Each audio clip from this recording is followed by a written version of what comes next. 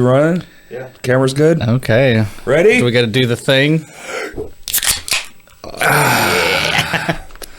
Communion.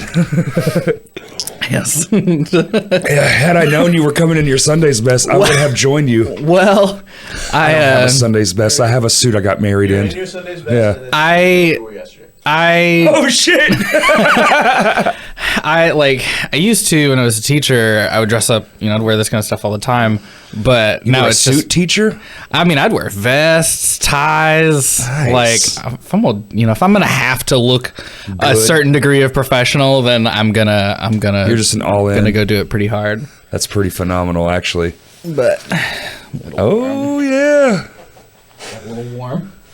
dude. It's cold outside finally. Dude, it's 20. It was 26 last night. I left my water hose running because I don't want to leave the sink running because of the noise it makes. Mm-hmm. And just hang the little thing from something on your deck or something. I come out, dude. There was what is it? Stalagmite. It was like this. From the ground up. A stalactite. From the ground up. Yeah, is the ground up. icicle? I grew an icicle overnight. an icicle. Literally. It was crazy, dude. Oh man! See, I'm excited about it though. I love the cold. I like the winter seasons. Are you? I don't like the summer. I sweat so hard in faintly warm weather. I love that though. See, that's where I thrive. No, thank you. Oh my god. I don't want to be cold though. hurts, man. No, yeah, I don't want to. Well, I work in the shit a little different. My hands got to go in water. So no. See, I wouldn't. No. I enjoy it because I don't have to be out in it that much, and I don't like to feel cold. I want to be nice and bundled up. Fair. But I like it to be cold outside so I can bundle up. Fair. Because there is a distinct limit to how much you can take off to deal with heat, but there is no limit to how much you can put on. And also, winter fashion is choice. Well, because men's fashion generally is layers, and so fair. It's the easiest way to accessorize and look nice is to wear layers. Layers, 2 hoodies. Get one that's like a pullover hoodie and one that's like a zip hoodie. Get that double hoodie look. Double hoodie. That strikes me as That's what you were doing last night, actually. Well, I was? Yeah. I had my nice puffy coat on. Puffy coats are nice. T-shirt, hoodie, and then a jacket over. Oh, I did. I saw the pictures from last night and forgot that was happening entirely. Dude. I'm sad I missed it, and I will be going to the next one. That looked like so much fun. It was fucking incredible. It was more than just fun. We're walking around, and Kurt goes, "Here, take this GoPro, film everything." I was like, "Cool." I had it on a little stick, and first match, you're kind of like, "Man, this is pretty fucking fun." And by the end of it, dude, you're like, "Yeah, fuck you, you suck, bitch." Well, they're one dude took a fucking joist hanger and punched it into the side of this dude's fucking head, actually. And it's just hanging in his head. He took a slice of pizza and stapled it to his fucking forehead. Man, okay, that got a lot more intense than I realized. Dude. There was blood on the mat. That is crazy. They came out, then Hell Patrol comes out, which was it was their event. They set it up, Buddy and Chris. Dude, literally was thumbing beers at the bottom, and just handing them to people, and they would they probably drank 6 beers on the way to the fucking ring. Actually, it was fucking insane, dude. That's the most intense thing I've heard probably all year. I'm not gonna lie. It was my first wrestling match. I've never been to one live. Well, it's so interesting because, I grew up watching, wrestling on television and, emulating it on the trampoline in the backyard. But I guess, the idea of, a local wrestling scene versus, it needs to be more prominent. I agree. That looks like so much fun. I don't know how I stumbled into this, but now I have quite a few friends that do amateur wrestling. Man, that's cool. And you'll watch from events and you're like, this seems fun, but maybe not my thing. Kind of whatever, But whatever they pulled off last night, if that's wrestling, dude, I'm all the way fucking in. Well, sign me up. I'm going to all of them. It just was also cool to see just a wrestling ring in the middle of Vino's. It was... Oh, trust me. It was shocking. And even when you're in there, so we got there sort of right at the right moment to see the room empty enough. And you're like, I still don't really understand how this is going to work. And then the room filled up and you were like, yo, you could put even more people in here and this would be just dumb. Yeah. You could get it to a point of ignorant where you're going to be forced into fun. Right. They just had one rule. One. If it looks like it's coming at Yeah. you, it probably is. That's literally what the guy said. He was like, move out of the way. Yeah. No heroes here. Don't try. My buddy Alex was commentating.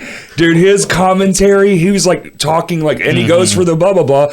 And he goes, so the match where Homeboy got the shit stapled to his face and all that stuff, they also did a table and like a bunch of other shit. Nice. And he goes, who built this ring? Where'd all these, like, he's like, all right, clearly another violation. Who made all the wheels? Yeah. Yo, I don't know. In a world of OSHA violations, like Ooh. all the OSHA violations, dude. It was. I mean, that's the most like punk rock thing I've seen in a while. I'm not gonna lie. It was the most fun I have had.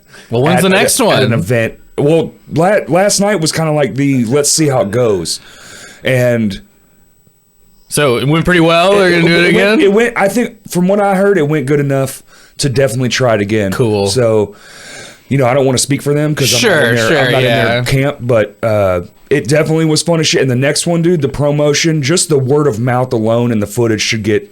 Oh yeah, no, like more amount of people. Literally just because the first thing I saw was just the picture of the ring and a bunch of people in there, and I was like, why am I not already there? And then I started seeing videos. And I was like, God, I should have been there. That was awesome. Here's the thing, though, too. They can't bring in a smaller ring now. They can't bring in a smaller now. It has to be, the full one. It was full size, and dude, I'm telling you, like I stayed on the right turnbuckle, like that was open, right, to like a hall, like a little hallway-ish area. The whole night, GoPro, like, and dude, I'm telling you, you don't really realize how it's Hard they hit that shit. holy fucking shit. I had my arm on it, and I just didn't move because I'm like, I was drunk as fuck. I was pissed drunk. I left here drunk. Like I was just drunk, and it was fun as shit. And I was just like, I had my elbow on it, and they boom, and I was like, ooh, shit. Oh my God. Apparently Yeah. Buddy, like, hurt his back because he hit that wall. I saw it. Yeah. Well, and I think when he was down, he was actually down. I was like, I think he's hurt. you get all the like, oh, wrestling is fake, and like there is a pageantry to it. Yeah, like there is entertainment, but like The leg thing, I watched that guy's leg go a direction it wasn't supposed to. I was like, his legs hurt for real. The French guy in the pink in the unitard thing. Yeah. well, even even the like the way they like fall to like reduce some of it, like it still looks like it hurts, Dude, It might be so- not breaking your spine, listen, but we watched him tear the ring apart. It not only is it homemade as fuck, like, dude, Plywood. it's just a thin mat. Like literally a thin ass mat. It covers the whole top of the ring. A fucking plywood, 3/4 inch plywood, and then mat, and then steel. It's not a lot, dude. Like, man. you'd be better off wrestling on the carpet in your house. Like the only benefit is that the middle isn't supported, so the ring is allowed to kind can of. see. It's like a small amount of give. like a stiff trampoline. Like you can feel the corners kind of tilt every time they would do like a body slam. Yeah. And you're like, okay. And like it makes sense why the whole middle is that like reinforced box steel. It was kind of neat to see behind the scenes a little bit. Sure, To be like, yeah. Oh, okay. And it is very. I think someone made that like at their house. They told Vino's that the stage it was 6 feet tall, Yes, but they forgot to say it was 6 feet tall from the mat. from the thing. From the mat. Yeah, not from the mat. ground. Yeah. It's the Oh, dude. ring. Hold on. The ceiling was. I wondered about that because I was like, okay, generally speaking, wrestling at this level, especially, is not going So, to be like, a vertical sport. this is but through like the- that ceiling's not that tall. This is through the turnbuckle, and you can see it's very like right there. It is, yeah. I was looking at that because at first I was like, "Is this Vino's?" Because it's like, it looks a little different. And then I was like, "No, that thing is just really tall." Cause, Yeah. I mean, and I was like, "Are they gonna like hang from the ceiling?" And And then- I don't think any of them were small enough. For And then that, but being in any of ours minds, your brain starts racing. How and where could you do this also? And I'm over here like, what if you did like a warehouse where you just went in the fucking thing with like a generator. You didn't ask questions. You just showed up and let everyone know. You could have some real fucking fun with. I bet, yeah. With this style of, and the band added a whole nother like chef's kiss flavor to it. Sure. I wish the band would have been playing the whole time. I think a lot of people after the band played felt that way. There was an intermission after all the blood and stuff. That would have been prominent, like 2-song set. Should have played. It should have been like, hey, you guys get a shorter 20-minute set. Yeah. But you're guaranteed to be playing while everybody's here. Yeah, because most people left for sure before the band, but the event was fuck. What time the band even start playing till like 9:30, 10 o'clock? Like yeah. 10:30. Now we're all old 10:30? people. Oh shit, yeah. I don't like playing late shows at all. Like it ended, and Sam was like, well, it's gonna take him 20 minutes to tear down the stage, and 20 minutes for them to sit down. It took him fucking almost an hour to tear down the stage. Oh, yeah. That was not. I was when they told me 20 minutes. I was like, does it snap together? What the fuck? It's like one of those carnival rides. You just like crank it up. Well, they're sitting there telling you 20 minutes, and you're looking at bolts. You're like, nah. Like, this isn't Lego pieces. This is fucking. But they did do a really good job, and it was well put together.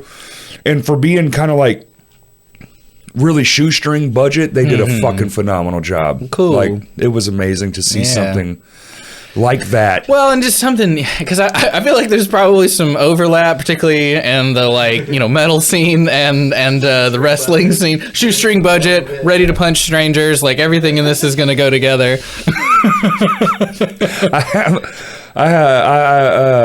The funnest thing is you get to kind of just yell out to whatever you want. And and I was near Alex. Yeah. I don't know how to say his last name because I never do. Arnovich. And he's like, dude, you're gonna have a blast. Trust me. And he was like, people would come out and I'm like, do we like this guy or do we hate this guy? And he's like, we fucking hate this guy. And you're like, yeah. And he walks by and you're like, fuck you, bitch. And he'll get in your face. He's like, no, fuck you, bitch. And I don't know how to not say insane shit, so like I would have to really watch what I was saying at points. I need to tone this down. The shit Stan was yelling? Bro, oh no, well, I heard Stan a couple of times. I got one good laugh. You can hear it in the video when he staples a bit. I was like, you got pizza on your head, you big dumb bitch. And everybody like dude, he full fucking, I mean, it's a crazy ass shot. The dude's head was right at my knees, and I've like got the camera down, pointed down, and you just see staples and a piece of pizza on like his fucking my new head. album cover, dude. It could very well could be AGR, Pizza Dreaming or something. Oh man.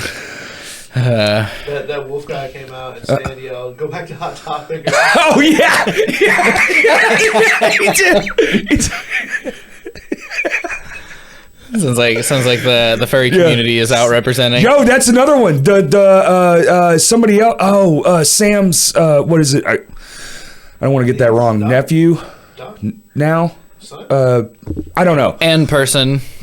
Yeah. Sam's little person that tags around was like, called him a furry, and nice. I was like. Oh, dude. Oh, they would bite back. Like, dude, they would bark back at you. Nice. Which was really fun. That made it, you didn't feel as bad. They had a wiffle ball bat covered in thumbtacks. Oh, my God. Another one had, like, cheese shredders on it or some shit. No. Those are, so that's what he punched into the side of his head. That's a joist hanger for a fucking house. So when two beams come across, are you talking like the flat things with a bunch of spikes? Yes. Like, oh my God. Yes. And he took it, held it to his head, and went like this, like hammer fisted it into his fucking head. It was gnarly. That's the yes. The only thing that would like probably Terrifying. like dissuade me a little bit, because like I'm not a violent man, and like I except in traffic, but I. Like there would like some of that stuff would be probably a little much for me, but it sounds like it was still like I can look away, you know. Oh, I was FaceTiming my wife when that was all happening, and I would look down every now and then. She's like, "Oh, like we're just completely grossed out, dude." It was fucking awesome. Yeah. I would watch that.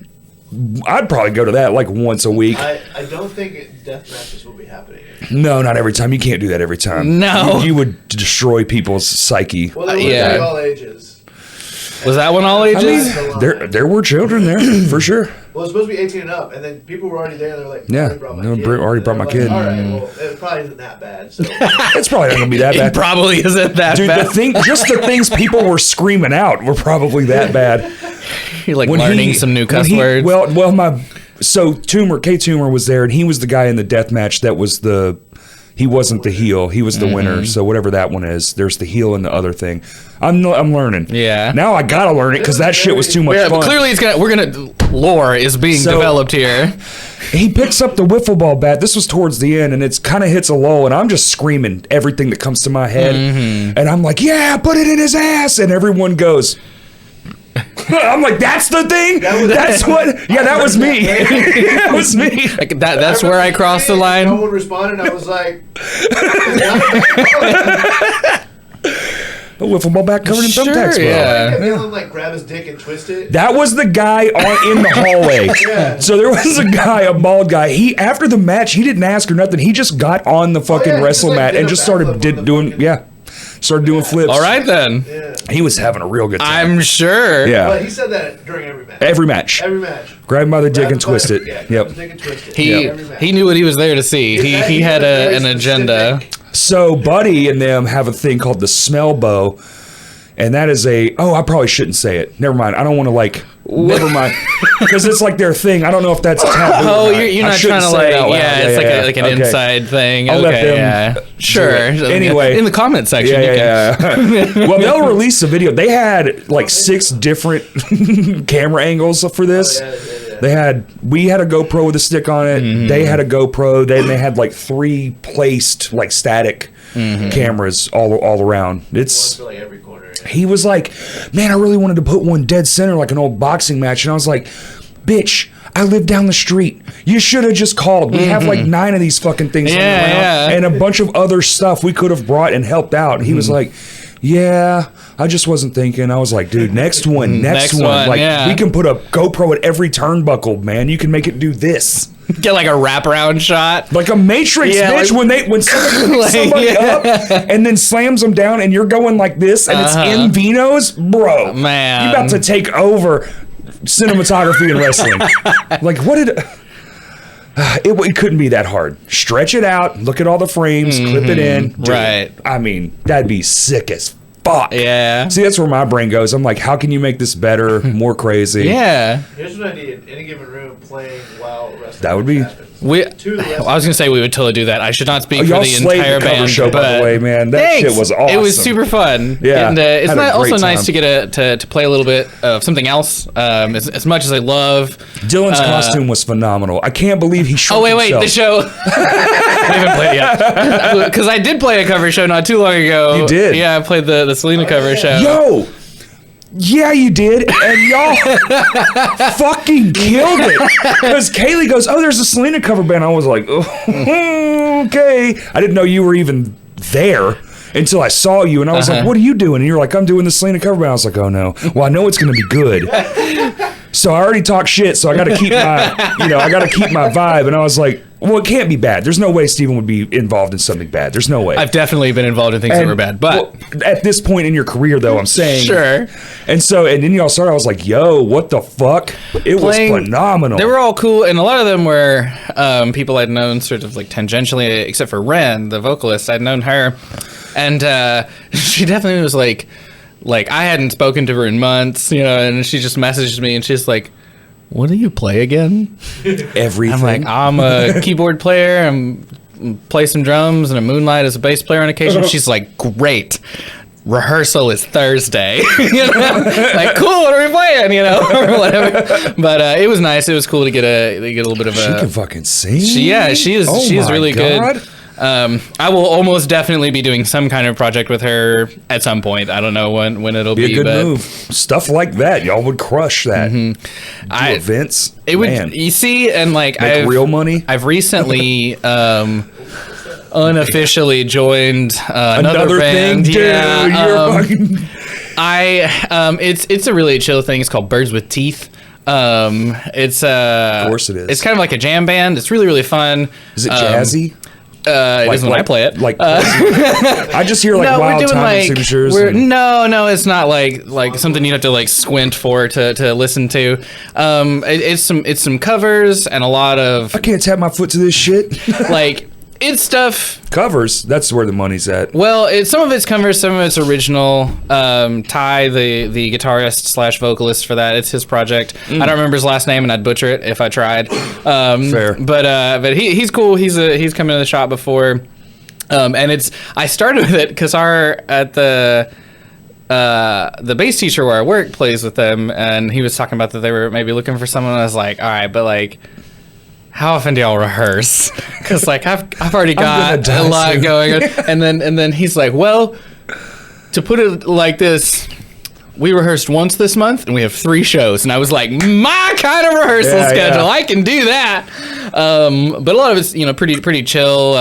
I basically like I have a little 2-page thing where it just says like the songs and all the chords that are in them. So you can read music. Well, it's like music is a generous description of what this page is. I can read music. You one of them smart fellas. I'm one of those fancy circles with the line out of here. I'm a pianist. What was that again? Kind of. Well, guy? Let me look. Can I copy your homework? Well, I'm that guy. It's funny though because like for a long time that was a limitation for me. Like 7th grade Stephen listening to System of a Down, wanting to play cool music. Hey, you just played with System of a Down. That's true. Yeah. Okay. I said this in the group chat the other day, but there's something just like powerfully like holy and spiritual about scream singing Father into your hands I commend my spirit and then slamming into JC Huber like in the middle of the pit. It was so good. They crushed it. That show was mad fun. The Blink 182 Go 182. Yeah I'd watch that band. I would. The Blink 182 cover band was really good, especially considering like how quickly they threw that together. Dude, like 2 days. Yeah, I was because I saw the poster where the other two bands are out, and then like a couple days later, a new one. I was like, where did that come from? I was talking to Zach. They didn't even play in the same room, right? Until then. But no, they did. They were incredible. That show was super fun. I had a lot of fun with it. I like the relaxedness of it. You don't get a lot of shows it was really chill. Yeah, especially on the other side of the show, not the crowd side, but like the band's side. Yeah, everybody a little more hectic. Yeah, no, it was really cool. But as a young musician, taking piano lessons and being a nerd. Did you go to did you just go from school? Did you just learn in school? Or did you? No, I had. Your mom's like, we're going to get you piano lessons. It's church, a significant portion of my life can be summed up with, all right, man, yeah, sure, that sounds fine. You do agree to a lot of things. Because when I started piano lessons, mom was just like, does this sound cool? You want to do it? I was like, Steven's sure, I don't know. He was agreeable. Yeah, I am agreeable to a fault. So even I didn't even have strong opinions about playing music until like way too long into having learned an instrument. Piano of all instruments. I'd been doing it for years, and I was like, you're just sitting there. Man, I kind of like this. Yeah. And there were phases. Like there were times I didn't like it very much, and my mom had to physically make me practice. And I'm happy for that now. Yeah, right. I've developed a skill set that I'm pleased with.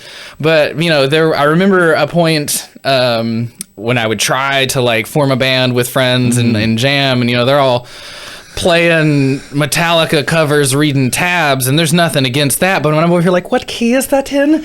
On my little $50 Casio keyboard, like it's just not gonna happen. Can you make a drum beat like this one? Okay, so I recently bought a new piece of gear that is going to be my new like workhorse. Yes. And it's cool. I bought a Roland Juno DS88, about $1,000 keyboard. It's awesome. However, in watching videos to decide to buy this, you just wait. There's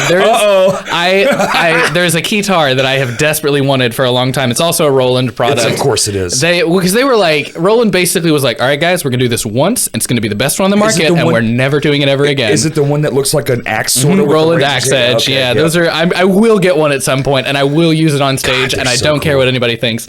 But everyone will love it now, because now I feel like we're in a kind of a good place with that as music history is concerned. Nothing's off limits anymore. No. You could literally be in a metal band, have someone walk out, hit a triangle, and people are like, ah, dude. No, I think Actually. because I think it's not just with music. I think we live in this kind of like post-cringe era where it's We do. like you see somebody living their best life Fucking and go. that hypes you up. You're like, I think that's weird, but like good for you, man. You know, like there's something to that. And like, I mean, saxophone has made a pretty strong resurgence in a lot of Who music. are you telling, right? Like it's cool and I'm happy about Hey, it. I've been on that train. When we started Lame Johnny, we had a guy that played horns in the original 6-piece lineup, and I was like, "We need this, dude." All the dudes back in like from like the 50s backwards, they all had a horn section. I think horn sections are an underutilized thing, especially because there is Imagine- definitely a lot of musicians who like dissonant- have their trumpet degree Yes. and are trying to play literally anywhere. Also making no money, Yeah, and willing to suffer for their art. There's a band. I don't think they're together anymore. There was I think there's a few different reasons why, but Rogue Planet. They're awesome. I think they're like there's not a lot of recorded stuff out there for them. You can't really find it, but they had horn sections pretty regularly, and it was awesome. Trumpet's a big one that's coming Yeah, back too. yeah. In metal specifically. Right, yeah. I think it's because it's a one-handed. Yeah. Singers can pick it up and Right. But yeah, so I think we live in that kind of era. But with keyboard player, well, specifically, I'm gonna draw a line here. there are pianists and there are like synth players, and this has nothing to do with like skill or anything. This is just these are two different flavors of nerds. So like synth players, like analog synth players, there is just a whole like science to figuring out your sounds and doing all that. So that's like a very technical flavor of nerd. Pianists, keyboard players are just dweebs. We're losers. And here's why I know this for a fact. The keyboard I bought has a much larger than strictly speaking necessary drum loop library. The new so one. that you don't so you don't have to have a drummer. Right. You can also do like there's like 8 track loop recording. So you can like play in your drum part, you can play in your bass part, and then you can jam some chords over it, and then you can sit there and solo because I guess pianists just aren't gonna play with other people. That's insane. They're used to playing by themselves, and they're not gonna make friends with nobody. you So just show up at the bar, plug in, and it's just you. Yeah.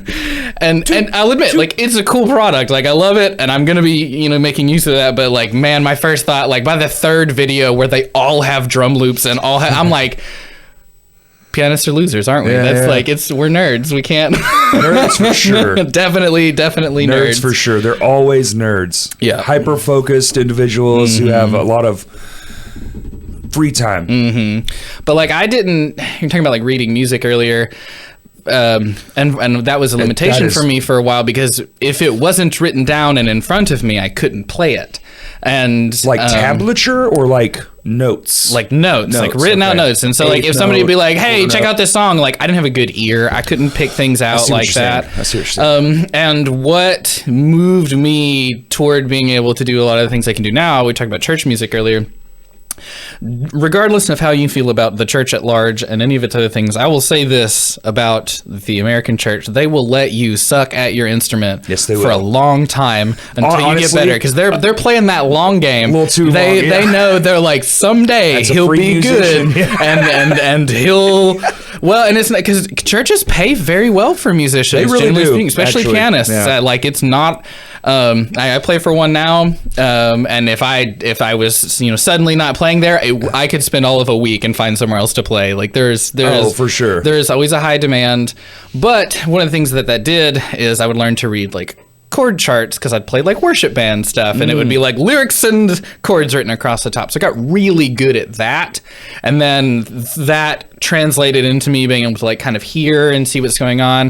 And I got good enough at looking at like a guitar player, assuming they're playing some, standard tuning kind of stuff, to looking at them and kind of figuring out what key they're in and then being able to go from that. But it was a long haul. There was a long time where, like I said, if it wasn't written down in front of me, I was not going to be able to play it. That's wild. So I was I'm the always opposite. jealous because I was a percussionist too. I did band. Technically, that's what my degree is in. For Percussion? all that I use it, I don't use it very much, but that's what my degree is in. There's not a lot of opportunity for 5-octave marimba playing, which is what I spent a lot of my time doing. But your whole life is music. Well, now, so and that's pretty fucking. It gave me a lot of cool skills that I can use. Like, I feel like I play much better with good drummers, especially if they're playing really technical rhythms, because I can follow them. I know what they're doing. You understand, and you can also see it coming. You're like, well, if I'm doing this, clearly I'm going to go somewhere in this neighborhood, so let me shift this thing over to this and do. But drum set intimidated me for a long time for that reason. You know, drummers just sit down and kind of play and make up fills. That would not, if it wasn't written out, not happening. Oh yeah, I have a new dream. I want to get a drum set for my house, like a snare, like little bop kit, like a little, but detune the whole thing. I want it just flat. We did it for the music video. Kurt was there. Kurt helped film the thing.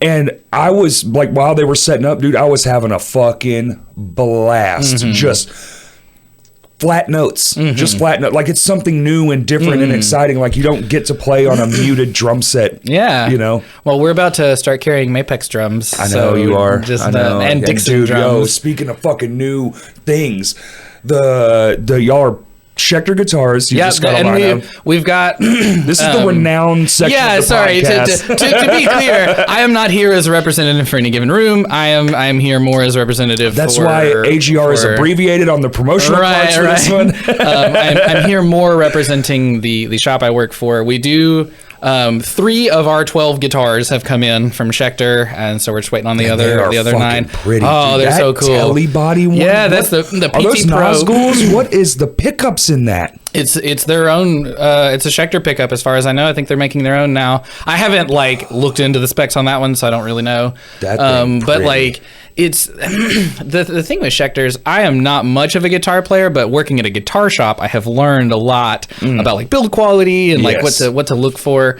And so when I think of Schecter, I think of Butt 7-string. No, I think of 7-string and like proggier kind of people who want to do something kind of more technical. They cover the whole spectrum. Well, man. and they do though, and that's what getting some of their products in has really showed me. The biggest problem I have with them now is that they used to be I have the Blackjack, the original version. That was a $700 guitar when I bought it. That same build quality now, you're going to spend $1,300 to get that same build quality.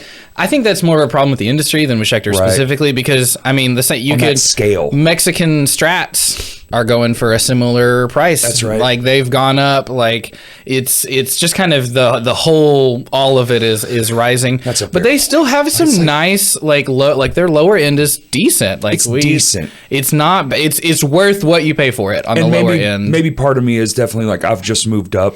Yeah, in life and ability, so I don't want a $400 feeling guitar. Right, anymore. you're ready for something that feels now all the guitars I own are definitely over $1,000 price point, which is insane to me because I still don't take care of it. I have the humidify your instruments. Yeah. Oh, by the way, no. Yeah, I'm effectively fucking ruining my Martin. Oh no. Yeah, you can just bring it up to the shop. We'll take care of it. I was at the shop and you were like, yeah, all these idiots, and I'm like, I'm one of those idiots. Here's my public service announcement. If you have any guitar, but specifically an acoustic guitar, an old acoustic guitar, especially now that it is cold and dry, or not just because it's cold, but because you're going to be cranking on your heater and that's going to dry things out even more, you can save hundreds on guitar repair by just taking for instance, bridge glue is one that we have to do fairly often, where the top of the guitar is caught and dried out and it's separated. That's $120 repair right there. Nothing else, and that doesn't include any cracks that might have formed or braces that might have separated. None of that. Is literally just to pull the old. You got to pull it all off, scrape it all off, and then put it back on. And there's a bit of a process. Do you replace it with the original piece? You try to salvage that? Oh yeah, I mean, because more often than not, it is torn the top of the top layer of wood, so the bridge is usually fine. So also, speaking of Renown, y'all offer an insane amount of services. We we're a store, but that's not our primary business model. If we go through an entire month and don't sell a single guitar, which is fairly common, we can still pay our bills and everything is fine. Our main business model is actually focused on lessons, and then the repair is kind of the secondary element of that, and then also we sell stuff, which y'all are awesome at. I will say that Brandon's reputation is well deserved for the work that he can do, because I'm up at the front most of the time taking in those repairs, and then I see them come back and I'm like, dear God, like, how did you do this? Please show me your ways. And he's such a perfectionist too, because like he'll be like, this didn't really turn out like I wanted, and then like he'll even go in and like give people discounts, and then they'll come to pick it up and they're like, this looks incredible. It's pretty incredible. Good, yeah. Like we had one.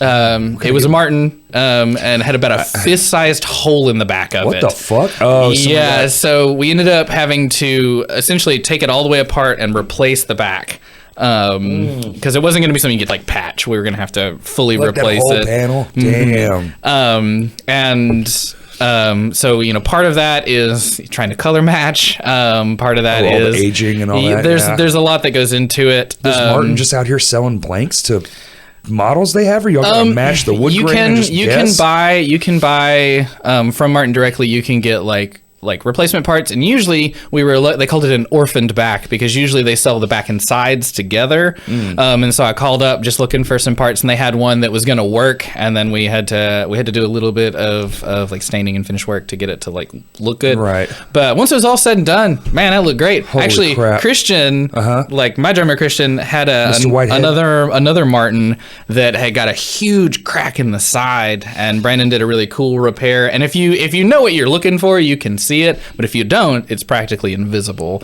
He like cut out a little like eye-shaped section and then was able to replace that. And it was really cool. Fuck? I don't know, man. It's sorcery as far as I'm concerned, but wow. We can do like. I have not often seen repairs that we are incapable of doing. Right. So Far more often I see things that aren't worth it to do. Somebody will come in, the worst one. Like, so look, this guitar was $200 when you got it new. Yeah, this is gonna cost you $300. People will come in with like, they think that they're coming in to get a setup done because their action's really high, and they're like, oh man, I just get this set up to play, and then I'll check the next set, and the next set is off. And so what'll happen, where the neck connects to the body on acoustic guitars, it will cave in over time, particularly again depending on temperature and humidity. Humidify your instruments. It makes your setups last longer too. Because your neck is a big hunk of wood, so if it stays in a consistent environment, it's not going to move anywhere. I went home and checked on mine after I talked to you. You got self-conscious about it? It's not doing so good. No. The action's definitely higher than I remember. I don't touch it is the problem. I never play it. My dad bought it for me. It's special, so I leave it alone. But I really should just. If it's going to be in an environment that it's not going to be super dry, just detune it. Just go take a lot of the tension off the strings, because it's pulling. No, I know it's pulling itself into oblivion. It's about 150 pounds, 140 pounds. Damn, is that really what it is? Yeah, Holy for like it depends on what strings you've got, and I played like 11s. 11s. Okay, those aren't too bad, but like it's a lot more pressure than you think it is. It's far kind of more than I thought. I was thinking like 30. No, it's you'll get 30 a string. Like it's a lot of pressure.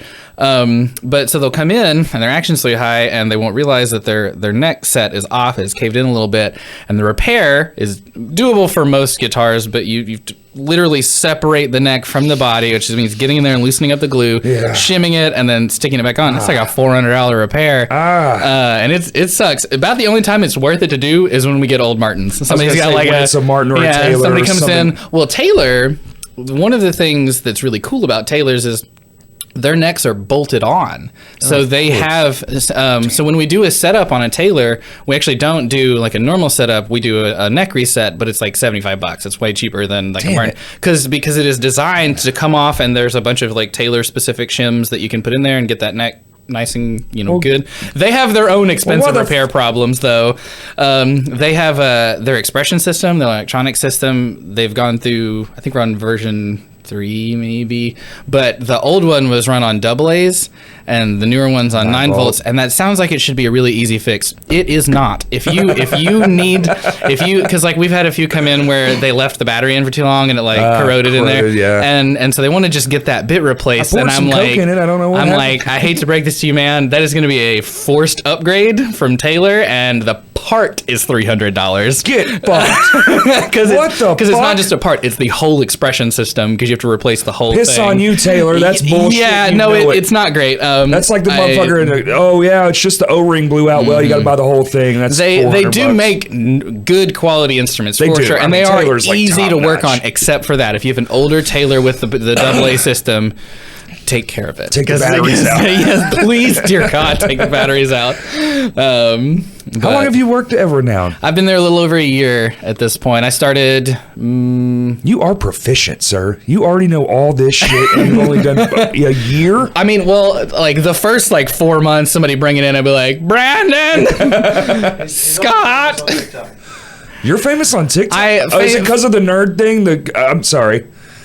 That was so mean. I'm sorry. Is it the gaming thing? I mean, I am also a nerd. Like, there are lots of nerd things I do. Which one? That's what I was like. Well, I remember you said you did like a D&D podcast or something. Well, okay, here, just do all my plugs for all my things. But we don't have enough time. I am on a D&D podcast. That is one of the more successful things that I'm a part of. Right. Like, we have episodes that have 10,000 listens. That is bonkers. It is that ridiculous. Is straight insane, man. And we've got like some really committed listeners in like weird places in the United, or not even just the United States, like around the world. We have a really cool, like, one of our patrons, Daniel in Singapore. Shout out to Daniel in Singapore. He's in the future, so he's already Area 51. Yeah. But so no, it's not from that. I have a few TikTok accounts, but one of them, as I was learning stuff about guitars, I was like, man, most of this is either stuff people could do at home or stuff people should know so that they don't have to bring it to us. And so I started making these little TikToks about guitar repair and things you can do at home. And like my target demographic was like people who feel uncomfortable going into guitar shops because they're going to get talked down to. People like me. Well, and I'm gonna go, particularly like women and the LGBTQ community, people who are gonna get like talked down to by dude bros at Guitar I see Center. what you say.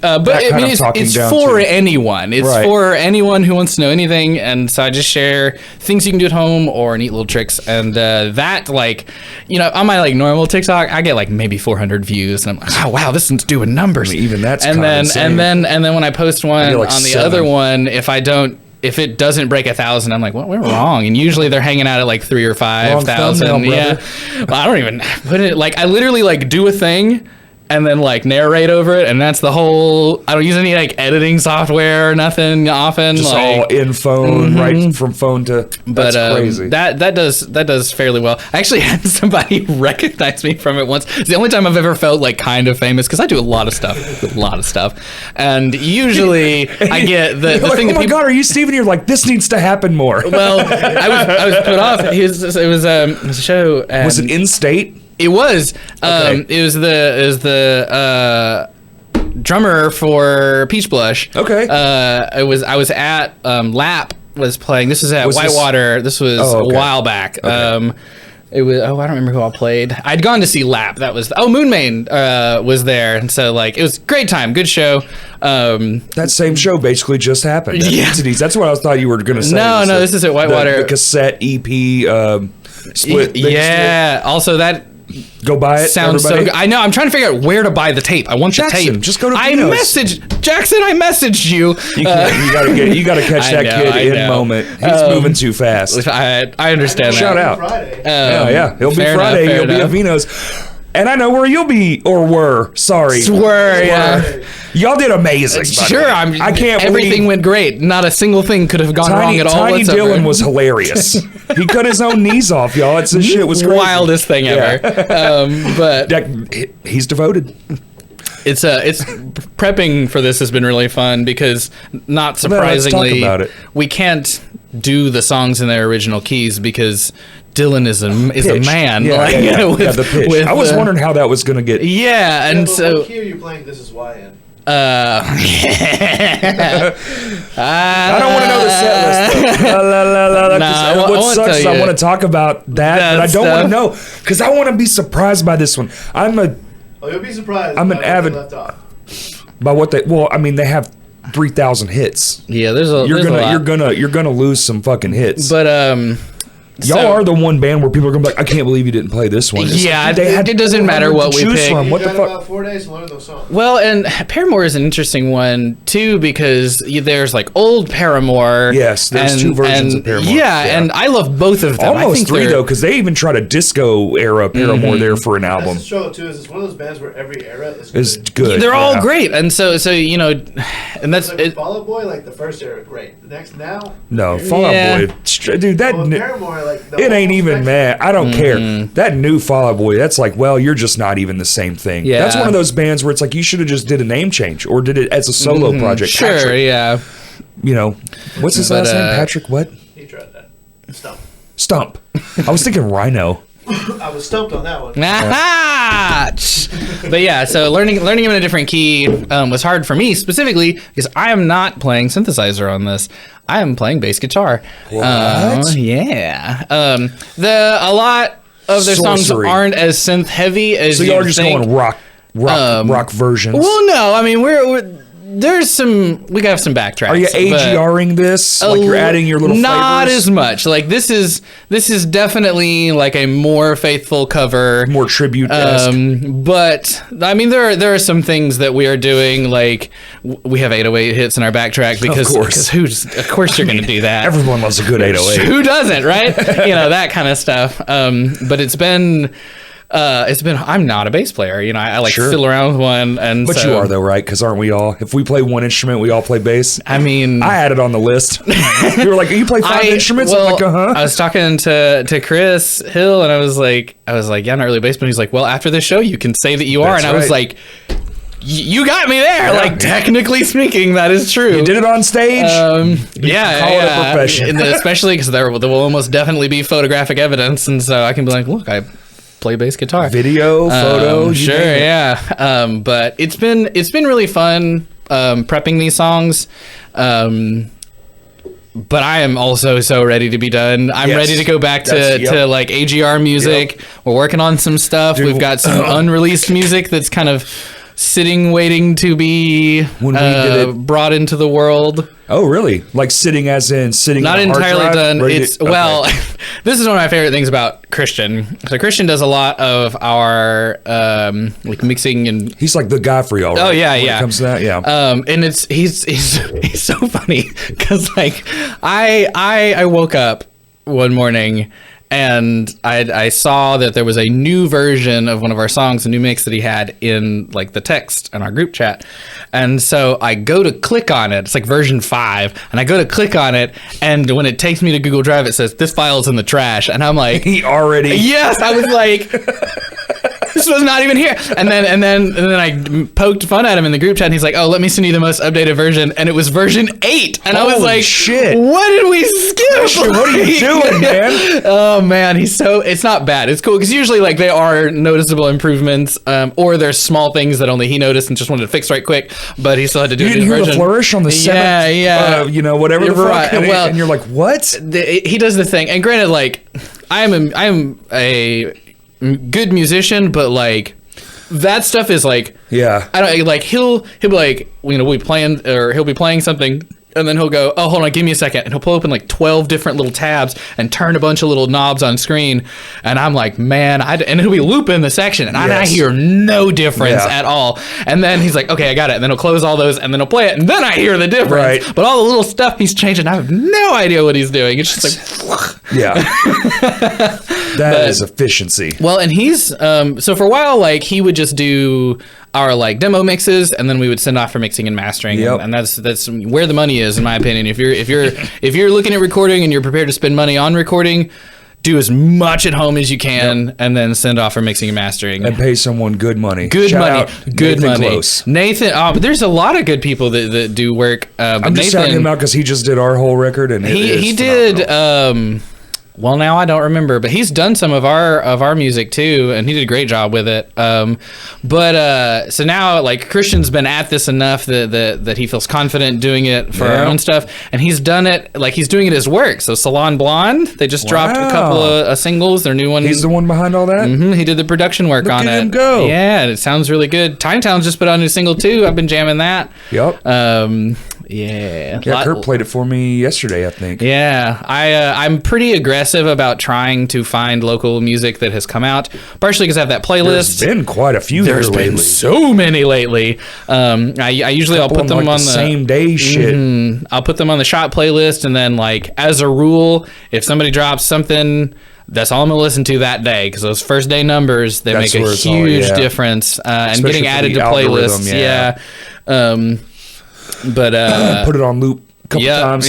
Do it just like a radio. Well, we heard this one 5 times today. At least it's local shit though. No, and it's to the point now where like most everything I listen to is local music, and I'm not sad about that. Right. I mean, like, there are some artists that I'm going to forever continue, and like I'm always trying to check out something new, but like if I'm like just hopping in my car, I'm like, I want to play something for a little bit, it's gonna be some local music more often than not. That's me for concerts for sure. I might only go to like one a year for like a bigger thing, and really that's just bucket list shit at this point. I will be going to see Death Cab for Cutie when they come in February, because I love Death Cab for Cutie. I've been listening. Obviously, they're touring their new album. No, not yet. Are they sold out? I was about to buy some. Good luck. Sold out. Really? Same day. You're right. Okay. But I don't want to tell you how much one ticket is. How much is a ticket? How much is a ticket? $120. Holy fuck. Why didn't I buy tickets earlier? They were like $40. They are like $40-$50. Damn, dude. Well, the mezzanine sold out day of, and like I thought the whole thing sold out. There's so few tickets left that the tickets yeah. I will pay that $120, dude. I'm gonna go pay that $120 today. I was fortunate enough to see them, and my God, they're phenomenal. Well, I'm shit for the hall all the time, and I don't even think I'll get to go to that show. Yeah, their new album is cool. I've been listening to it, trying to. They had a new album. Well, that's what they're touring. That's what they're playing. Is their new album, and I've been chewing on the idea of whether or not, because like Plans and Transatlanticism are widely regarded as their two greatest albums of all time, and I feel similarly. But I there's a part of me that I want to make sure to check that I worry that it's just like nostalgia. Like it hit me at a critical time, and so while I do objectively think they're very good, I wonder if a lot of my opinion of their greatness is related to where it hit me in life. So I'm trying to familiarize myself with their newest album so that I can at least be, because right now I can start to finish sing every song on both of those albums. That's actually, and so I want to get to know this new work as fairly well, so that I can better judge whether or not, because it's really easy to listen to a little bit and be like, nah, I don't like it because it's not this or whatever. That's fair. That's a really good assumption. Like you have a nice way of describing shit. Like that's I never would have thought of it like that. Well, I should try to give this the same benefit as 20-year-old me gave the benefit of all the other stuff before. Because I didn't like Death Cab for Cutie when I first started listening to them. I was like, this is most fucking people don't. Garbage, dude. But, and you probably heard it on a TV show or something. You're like, no. I think somebody. I remember I was on a church trip, and there was this dude who was like, it was like a couple of different churches, their youth groups, like some people from Jamboree or something. Yeah, and like he shared their music with me, and he just was like a fanatic for their music, and I was like, I listened to it, I was like, this is kind of all right, and then I just casually listened to it and kind of ignored it, and then over time it just creeps into you. You can't. That's like every time somebody shows me something great, I'm like, this is dumb, and then I listen to it later on accident, and I'm like, yo, this is pretty tight, and they're like, I literally showed you this like a month ago, and you said it was the worst thing you've ever heard.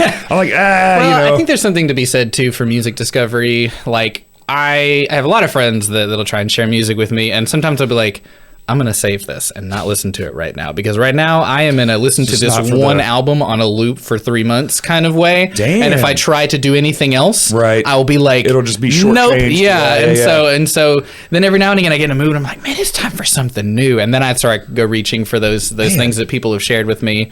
Or like time of day matters. Like if you share something with me that is distinctly, well, hold on. If you share something with me that is like, man, this would sound great driving at night specifically, that's when I want to listen to it. Singing at the top of your lungs. Yeah. Or like, but like if it's like on my morning commute, it's not the right vibe for, like I'm angry.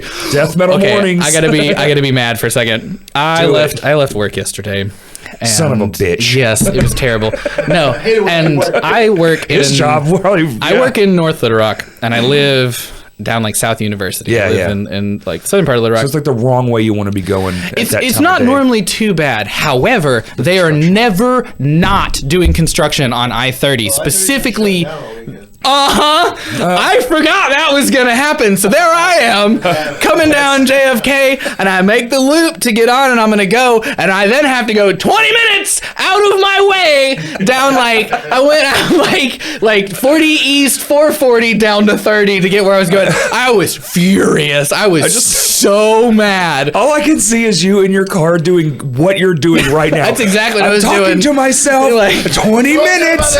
20 minutes. Like, for the love of God, if I'm gonna be inconvenienced literally every day by construction, can we please just get a train or something? Like spend that same money on public transit, or like get a bus system that's not hot garbage to use. I checked one time because I did a trip to New York a while back, and I was able to go literally anywhere in like a pretty short amount of time. This strong subway system, robust bus system. So I was like, I wonder how subways are tight. They're great. And then so I was like, well, after I got back, I was like, I wonder how long it would take me to get to work if I tried to make use of public transit from where I live. 2.5 hours. I was gonna say because you have to catch the right bus. No. And the worst part is an hour of that is a 30-minute walk to the nearest bus station, and then after I get the like in North Little Rock, the farthest ones don't go very far north, so I was gonna have to walk another 30 minutes from the bus station. So an hour of it's just walking. Wow. And this is like on a good day, this is like a 27-minute drive when I don't hit a lot of traffic. Like, it's not really that bad. And I was like, no wonder nobody uses this unless they absolutely have to, because it sucks. It's so bad. Unreal. But if it was good, I would use it every day. I love public transit. Driving around, even down what is JFK? When you drive down JFK, you might only see a bus hutch, little huts. Oh yeah. Every fucking 5 to 10 miles. There's only a handful on that whole road. You don't even see that many buses. I think North Little Rock does a little better than Little Rock does. I think some of that has to do with like scale. North Little Rock is a little smaller. And like it's a little more like smooshed together. Little Rock has got a little bit more sprawl to it, so it's harder to do that. And like, I acknowledge the challenges that come with public transit. It is expensive. It is not going to generate enough revenue often to counterbalance the expenditure. But that's not the point. But it's also only going to get harder as time goes on. Absolutely. The more and more things the space takes up, the less space you have to utilize. And to put it in place. And gas, with as wildly as it swings, there was a point where I was like, listen, Brandon, if gas gets any more expensive, I cannot afford to come to work. That's right. So I will either need to get paid more or work less. Doesn't matter which one, but I was to a point where I'm like, I think I'm gonna have to tell my customers I need gas. And like I drive a RAV4. Like, I'm not like guzzling, and it's got the little gas meter in it, so I can see. And I'm like, I've what you're getting per gallon. I gamify that, and I try. He's like, I should really let off this accelerator. But 20 minutes. Yeah, I was so mad. This is like merged, dude. I was just you in a car. I had just gotten off work. I was just gonna go home. Sure. I was gonna chill out for a little bit. You were gonna have a nice night. It was gonna be delightful. But then the universe said, "Fuck exactly." you, I was, and like, there's the slope, because you come down and you make the loop to get to where you can get on to go. And I see cones and like a cop car, and I'm like, and then I'm like, oh, I guess that part's blocked off. Then I realize the whole thing. That is, it's not just that part. Like there is no. I'm gonna have to do something, and I'm like, I'm screaming. I'm gonna hurt somebody. I'm in a car alone. Roads all the way up. I was so mad. You got to hit McCarther. And there's just never not been construction on that road. Find your way to Broadway. That has literally been my commute every day for a year, and there has never not been construction on that road that entire year. At what point? Here's my question. At what point, when you're working on something, because it's going to inconvenience people, right? If you never stop working on it, why did you start working on it? Because it's not getting any better. You're always dealing with cones, and one lanes. Why do all this work if it doesn't get any better? That's actually like a real concern now for these bigger cities, the perpetual construction methods. It's making it worse to drive in. To ever expand instead of using like 4D space, we've only ever used like 2D space. So we just keep widening everything out instead of, going like this, where effectively you can just be infinite because you'll never bother anything adding another layer in 4D space. Right. Right. Well, and we have all the time and resources to do it. Not that hard, actually. No, and like there's some places that they're starting to do it in Saudi Arabia, right? In the tower, I saw that. I'm tower. really curious to kind of see how that all develops out. But I mean, a really simple, relatively simple policy that a lot of places can implement and find ways to incentivize so that it's cheaper is to hoverboards. Oh, everyone gets a hoverboard. No. State mandated hoverboards. I'm adding that one to the list. State mandated hoverboards. That's a song title. That is, yeah, because that's not a band name. That is definitely a song title. Definitely like one of those working titles. Like, well, we got ice cream sandwich. We haven't played that one. Butterfly biscuit. We're on there. State mandated hoverboards.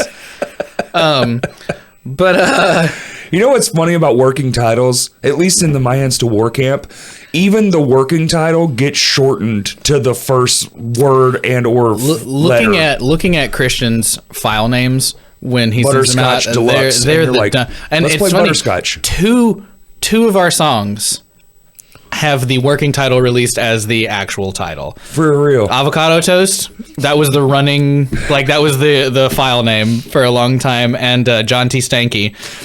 Love it. Which that one John T. Stanky, what's funny about that one is that it you know how like you have like a pet and they have their name, and then the longer you have them, the further their pet name gets away from their actual name. It's like that. Well, it's a pet name, and it's just a revolving thing. Well, and so John T. Stanky, I think, started out originally as Stankface. That was the original like title, and then it went through a bunch of different silly iterations, all of which involved stank, and then it eventually ended with John T. Stanky, who is a real person, by the way. No, it's not. Yes, he is I think he's the. Some old war general? No. Hold on. I'm gonna look him up. I feel like you're telling me this because it's like Burnside. That's how we get side burns. You're like, yeah, he was like alive in the 1840s. John T. Stanky. Oh my God. Chief Executive Officer at AT&T. Now, currently? I think so. Yeah. Oh my God. 60-year-old man. You're not going to be young with that name, dude. No, but man, have the last name Stanky. Like you either have to pretend you don't have a last name or go into some kind of performing world with that last name. 100%. But just so it seems made up. But more often than not, a lot of the songs, and actually it gets really confusing when they're in the stage where they haven't been released yet, but we're playing them because then we might have like a proper title for them, right. And so we're like, oh, we're playing this one. Which one is that one? And then we have to call it the file name instead, and it gets really confusing. Set lists have abbreviations next to them for like that. Don't forget. I'm trying to remember. I don't remember. At some point, I want to release because we have like all the listening platforms. We have a Bandcamp, and that's low key a dump spot. It's a private band. Yeah. No, it's totally public. You can go find everything on there, and it's any AGR music that has been put out is still on Bandcamp, even the stuff that you can't find on Spotify. I'm shocked at how many people do that on SoundCloud. I was listening to, I think it was Under Oath talk about it. They just had their whole record sitting on SoundCloud, and anyone could have found it, but no one would. Because no one would even believe that they stumbled across it. They'd just be like, is this a ripoff? What is this? Yeah. Well, and so... That's insane. Eventually, because I've seen other artists do this, and I always love it, where they'll release demos. They'll release like Hippocampus is a great example. They put out their demos, and it was awesome. And I love some of those demos more than the final versions. A lot of times, isn't it the better version? And then, having seen some of our demos, it is not always the better version. Yeah, but y'all think a lot. Y'all are thinkers. Yeah. Y'all are thoughtful people. We're like, yo, this is tight. Done. Eventually, though, we're going to release, or I would like to release, a lot of those demos to Bandcamp. So you can go check it out. Yeah, just like see where it started to where it ended. Dude, nothing is crazier than when you, like, especially one of your favorite bands, when they release the first version of that song, you're like, what the fuck? Nothing's the same. Especially the lyrics. Those are almost always the thing that are like, Oh my God, you picked so much the better way, but then sometimes the other way. On the Hippocampus one, they have a song called Mistakes, and I love the song. It's great, but the demo version is like a vocoder version, and it has an extra verse that the final version didn't have, and I love that extra verse. Style. Like, it's super duper good, and I always like that. I also always like bands that will redo some of their songs. Yep. Like I know they're another problematic band to listen to these days, but I the Mighty, they have an album. Even heard of it. They're great. Is it like Swan chord? Style thing? It's a little more. I think it's a little less math than like Swan chord. Okay, well that's what. But like the name just screams like timing signatures. You can see them on a you can see them on a tour with somebody who has to squint a little harder to play their music, but they put out an album, and then later I think it's Connectors, or I don't remember the album title because I almost more often listen to this other one they put out called Oil and Water, where they took like or it was more than 5 or 6. They took several of their songs and completely redid them, different style, wow. different vibe entirely. One of them is called Fox and the Hound, and it's a very like straightforward driving rock song, and then they redid it as like a jazz chart, and it slaps so hard. Or I love that a lot because we'll do that sometimes. It's so cool. I love it, and because it shows you really the versatility of their creativity. I've been getting into like how much drums matter. Oh yeah, like you can almost turn anything into a whole new thing by just using a hi-hat at a different tempo, and it's just like what the whole vibe changes in an instant. I challenge everyone to do that, honestly. Like we were trying to explain that to Todd one day. We were back when I used to live in Bryant. We used to practice in the shed in my front yard. Nice. And we were like, dude, nu metal is a massive influence in this band. He was like, no, it isn't. And I was like, 100% it is, dude. You just don't hear it because you don't know what you're listening to. And I go, Justin, play this song. And I was like, and then I played what I wrote, which is more of like a choppy, way more like, I wouldn't call it technical, but on a drum standpoint, sure, stoppy, kind of. And then I was like, now this. And then I just did like a, and it fit perfectly. And he goes, oh my God. I was like, thank you, sir. Yeah. No, it's definitely wild. That's why I like a good remix too. You throw a different groove on there that I wasn't ready for, or like a nice drop. Give me a fat halftime, dude. Bridges and drops. Oh, I particularly if there is a part of your song that inexplicably goes into like a bossa nova, I'm just like, oh yes, it's so tasty. Love it. My listening habits are always really interesting too. I know something we haven't talked about yet. I know we have a time crisis with the card issue, but the band. The rock band from Renown. Oh yeah, the student rock band. Man, that's the coolest thing I get to be a part of. It is the coolest thing in the fucking world. I don't know how we're just now bringing it up. Here's a cool thing. So we currently have 3 groups that are actively working on songs, and the goal is always to get them to a 5-song set so that I can throw them at shows. Off Balance, the one that is currently the only named one. I'm trying to bully the other kids into naming their bands. They won't do it yet. On Balance. But Off There's Balance. On Balance, Off Balance, and Only Balance. Only Balance. Balance beam. But we're called Scale. But this one though, with the lady in the arms. But they Off Balance, they're ridiculous. Like these children, and I would like to make this very, very clear. How can talented take those kids are. almost no responsibility for their ability. The keyboard player is my piano student, but even that, like, he was pretty good when he came to me, and I mostly just guided his own efforts.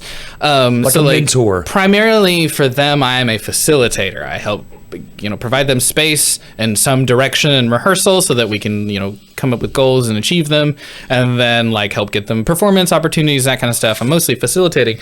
But when I say that these are professional level musicians, I can now say that literally, because Cord, the lefty guitar player kid, we played a show a while back with Five Finger Death Punch. No. Oh, was it the one at Sticky's? Yeah, we played that show. Vo, Jesus, I love Vo. I don't know why I couldn't think of them. Yes. Well, that doesn't count. Like, Didn't Dylan do vocals for that? so because at that point they didn't have a dedicated vocalist, and often I'll do that if they've worked up the songs but they're missing a part, I will just go hire somebody to do the part so they can still play. Like Christian fills in on drums sometimes. Well, that one, that's his group, so he facilitates that one. I just am. Y'all just out here facilitate. Well, those are his kids. That's his group. I just check back in. Up facilitators. I make sure that they have. I schedule them and I make sure that they don't that there aren't rehearsals trying to clash or if somebody's gonna be sick, I am the communication point or something like that. We'll have dedicated rehearsal space. But anyway, Chord. There's a band called Bad Habit. And they're great. They're one of the better cover bands in the area I've ever seen. They have a huge catalog of songs. Yeah. Well, the Off Balance Kids have a show coming up with them in December 3rd. It's going to be great. Where? No, I think it's back at Sticky's. Sticky fingers. Chord. Rock and roll. They needed a sub for a show, and he went and played with them and got paid like a professional musician, as he should have. Hell yeah, dude! Like cut it, like totally hacked it on his own. It's great, and I love that. It's very, if you build it, they will come for these kids. Like they're just incredibly talented students. It's so cool to see that you can get to, because I think it's brilliant in more ways than just like what you're saying, even like being able to show children like the undergroundness of it all. Sure. Or like how to do a sound check. I didn't have none of that shit. Yeah. Dude. And like there was literally, how we figured it out? Getting screamed at by fucking it up. Like actually. I'm trying to prevent you fuck. I want the fuck up, like through the monitor. You suck. Mm-hmm. Actually, I want go home.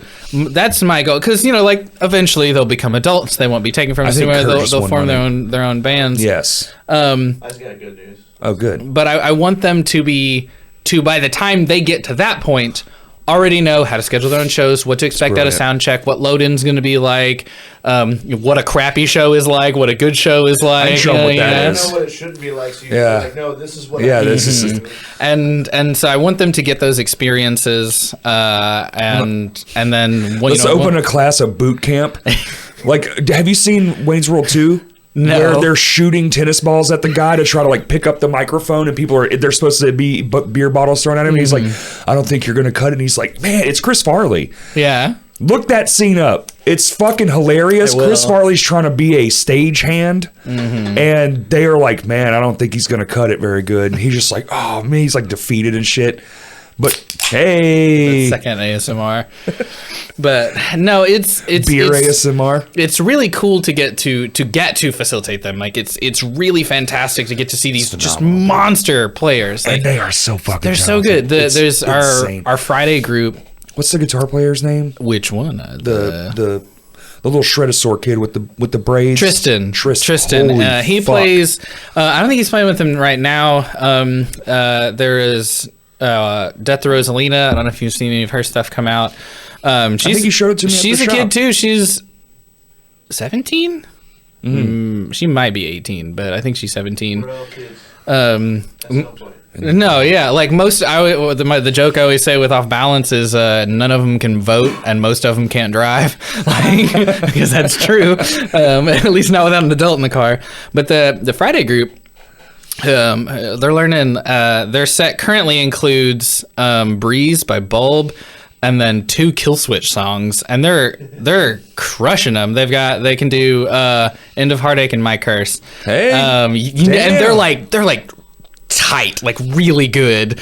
And so if I can get them just to get like 2 more songs, get a full set, and then get somebody to, because they don't have. Are they allowed to do originals, or is this more of like? They're absolutely allowed to do. They're allowed to do whatever they want. I try and what we do is like I'll talk to the different teachers and kind of see what their kids are working on, and then when I find kids who have the right mix of like skill and like an idea of the kind of stuff they want to play, I try and group them together, and then I like let them pick the songs, and it's just optional. Like, it's entirely optional. Do a cover, write a song, whatever. Yeah, whatever. If you are one of our students and you have a goal and you want to achieve that goal, I will do everything I can to help you achieve that goal. Facilitator. Like we have one girl. She's doing Stevens voice lessons, and she's really really good. And she wants to do like singer-songwriter kind of stuff. And so once when she gets to where she's got a nice set put together that she can do, I'm gonna start trying to find places for her to play. Wineries, freaking weddings, dude. Probably easier than band. Oh, it's way easier. Bro, I don't know though, songwriter because make all the fucking money. Yes, sure, but I will say that's one of the things that I've been really pleased with is this scene is incredibly supportive, and like when like Off Balance hasn't had any trouble getting shows, and we could absolutely we're going through a couple of changes right now and working on some more things to expand their set list a little bit, but like I feel like it'd be really easy to get them on shows pretty much anywhere because like they're really good, and the scene. Absolutely. Anytime the people see them, they're like, oh yeah, let's give them a shot. Woes was really, really great to them when they played that show. Let's put them on the Shinfo Pizza D show. I don't think that might be the wrong show. Well, I don't think they can play Pizza D's. Yeah, true. Remember their children. That's right. Fuck, I forget that, man. But it's like the one place left where you can go inside and smoke a cigarette. Right. That's not your home.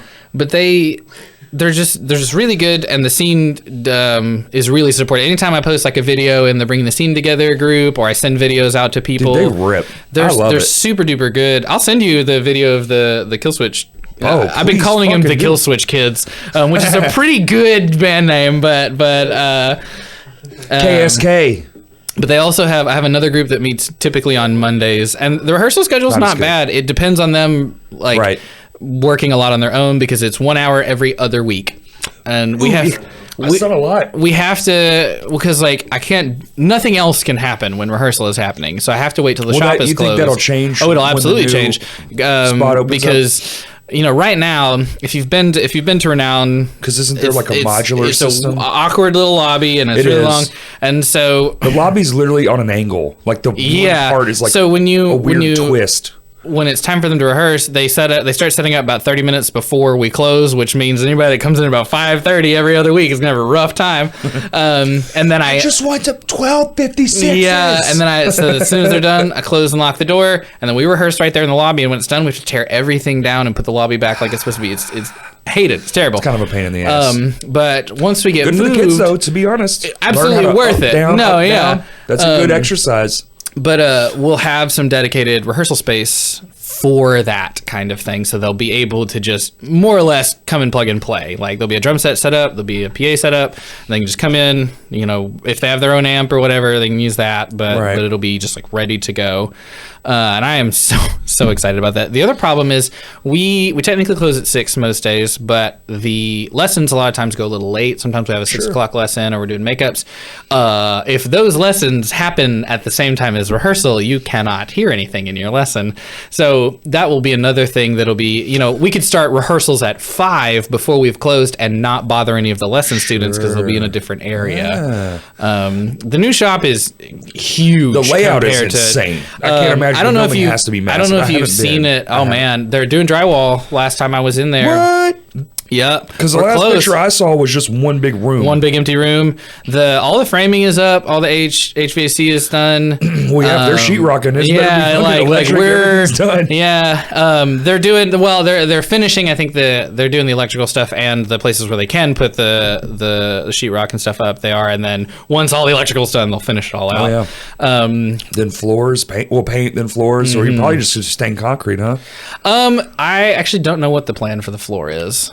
Maybe the practice rooms might need some carpet tiles or something. Maybe, but everything. I know a good flooring guy. Everything about the shop is going to be so much better. It's going to be like.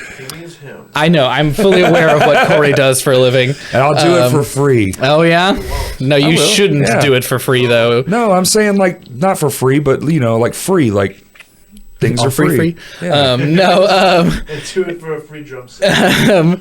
Probably cost you way less. I don't know anything about. And I would do that because I'm an idiot. The contractors that we're working with and like if they all have their own shit. Yeah, so I'm sure that it's commercial is so different. I'm sure it's a big thing. But I literally owe someone a shower for this table base. That's right. Like, residential is cool because you can be like, yo, that's whatever. Well, that would be this. Mm-hmm. The problem is Corey still makes those deals even when he needs to. That's fine, dude. I don't have to eat. Look at me. Yeah, got plenty Same, of. Man. I've been getting I'm giving full on old man today. Dude, your shirt is on point.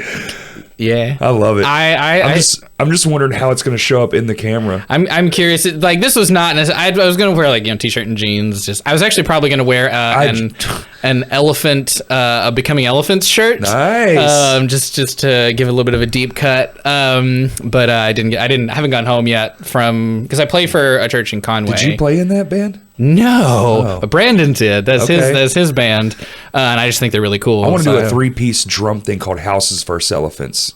It's just 3 drummers on stage. That would be cool. Kind of like Blue Man Group It, where it's just all like nothing's planned. You just start, and it's just like a free form thing. So everything is always different. That sounds like a lot of fun. Yeah, that'd be really cool. See, like I'm okay. It'd be to nerd out on as a card carrying nerd musician. It'd be like that. Yeah. I mean, I'm not. Isn't that a bad idea? Yeah, I'm gonna write that one down. That's one of the things that's also been really cool. Brandon is very on board with like show, though, getting. If y'all have 3 bands, that's a and just put a headliner on it. That's coming soon. The other 2 groups are close, and then once I can get that, it's not just like the amount of songs, but not that they don't have to have like, oh well, you got to put 30 minutes in. It's but like 15, do 15. Yeah, but I still want them to have it like. One of the groups needs, I think, at least 1 more song, and they're working on one, and the other one's just not quite ready for a stage yet. Yeah. But once they get there, I absolutely plan to do that. Like just a bunch of Renown bands, and then some kind of headliner, and I think that'd be really fun.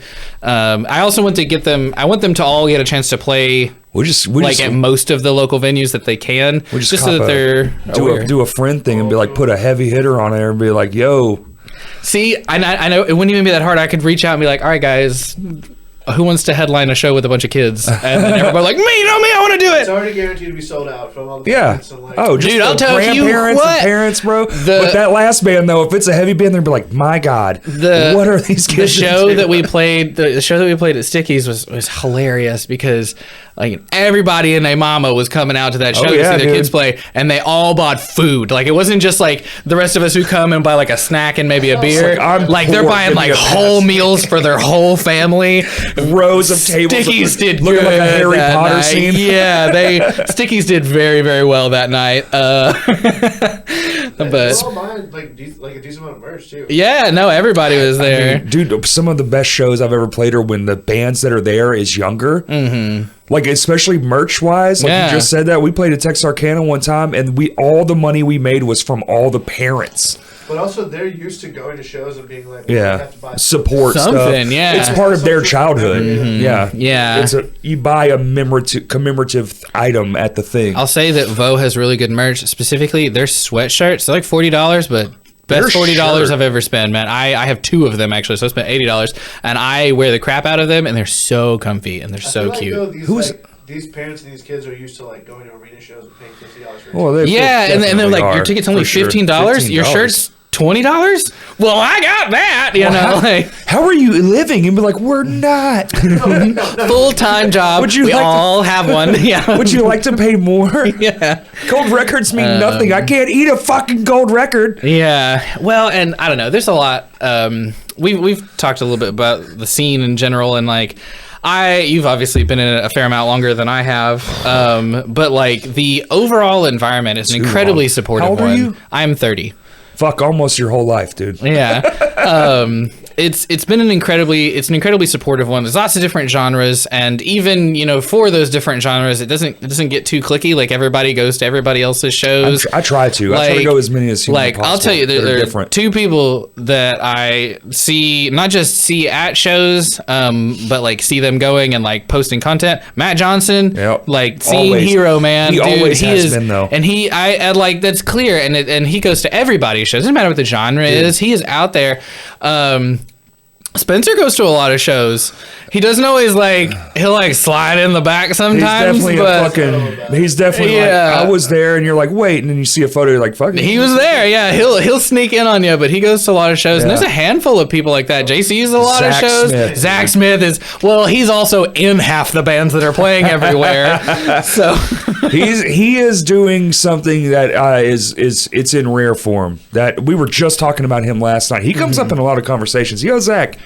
You're doing it good, kid. Yeah, there's a lot of people like that that I think of as like staples. If I go to a show, I expect to see them there, and I'm always happy about it. I don't know that I've seen.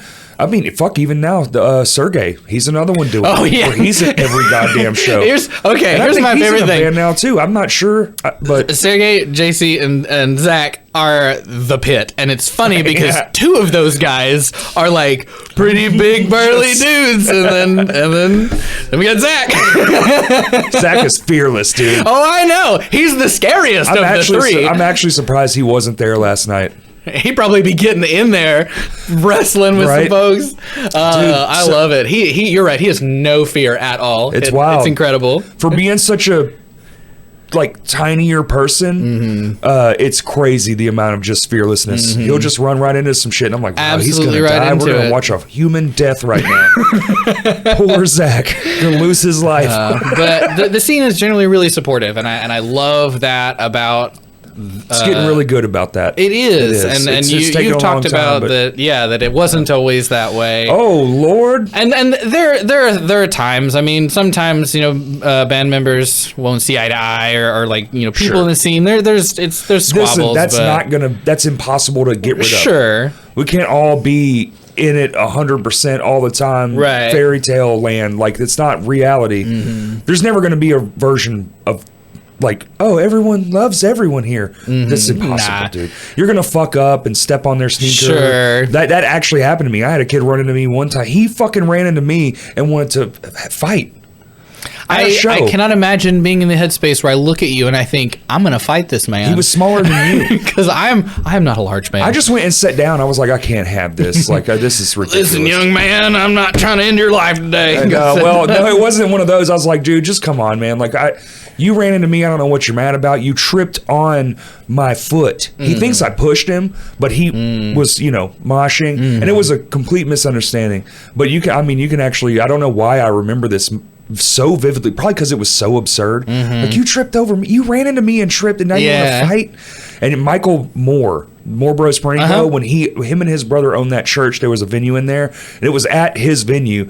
He might remember it, I don't know, but he came up to the kid. He's like, "Hey man, come on, let's just not do this."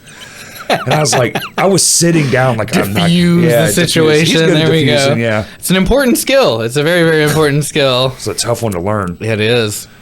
It's funny you're talking about that. I'm almost painfully agreeable. One of the things that has been amusing. Just get a shirt that says agreeable, Stephen. Well, I also am fairly charismatic, and the amount of times I have been asked to MC events, you've been great at that. Compared to the amount of times I've been hired as a musician, should be a little more insulting, because I've spent a lot of time and money on my skill set for that, and then people are like, you talk good. You gonna come talk for us? You said a word earlier, and I almost called you out on it. I was like, nah, don't say it, bro. I don't know what it was, but it's some shit I've never heard. I was like, ooh. I'm a nerd. I like vocabulary words.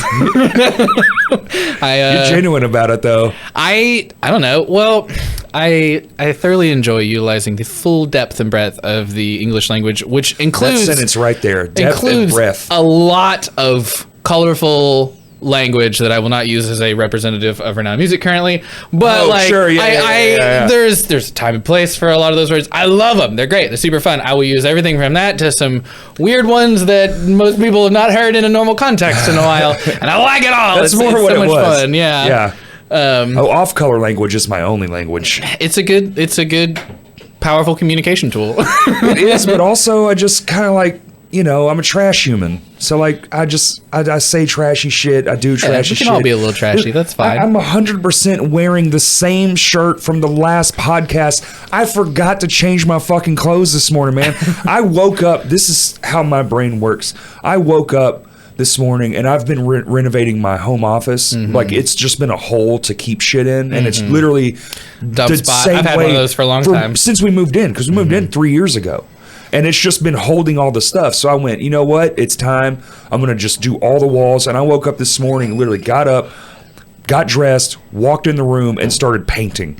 I didn't do anything else. And that's why I have paint all over my fucking hand right now. There's a real man right and here. Wasn't even thinking about it, dude. And literally was painting. And then I looked down at the clock and I was like, oh, fuck.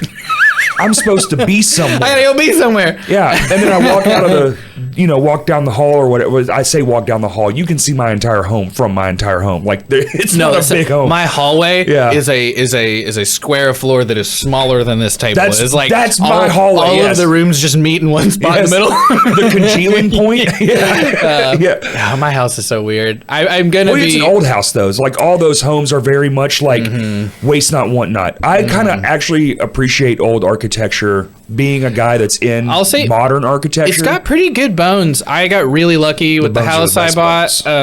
Those bones were built out of trees that were hundreds of years old. The new ones are softer than baby shit. I also have a really nice backyard that's like, first of all, flat. It's just like, oh my! I've lived on hills, like terrible hills for so long. Like this, that like having a flat yard is just like, oh, so good. I'll tell you what. Best money I've started spending. I have a lawn guy now, and let's be clear here. I make $30,000 a year. Like I am not like rolling in it, but I finally was like, you know what? I am never gonna do this if I don't. I hate doing it. I never have the time for it. I wait until it is a terror and I'm about to get code enforcement out there, and then I do it. Let me just pay a guy.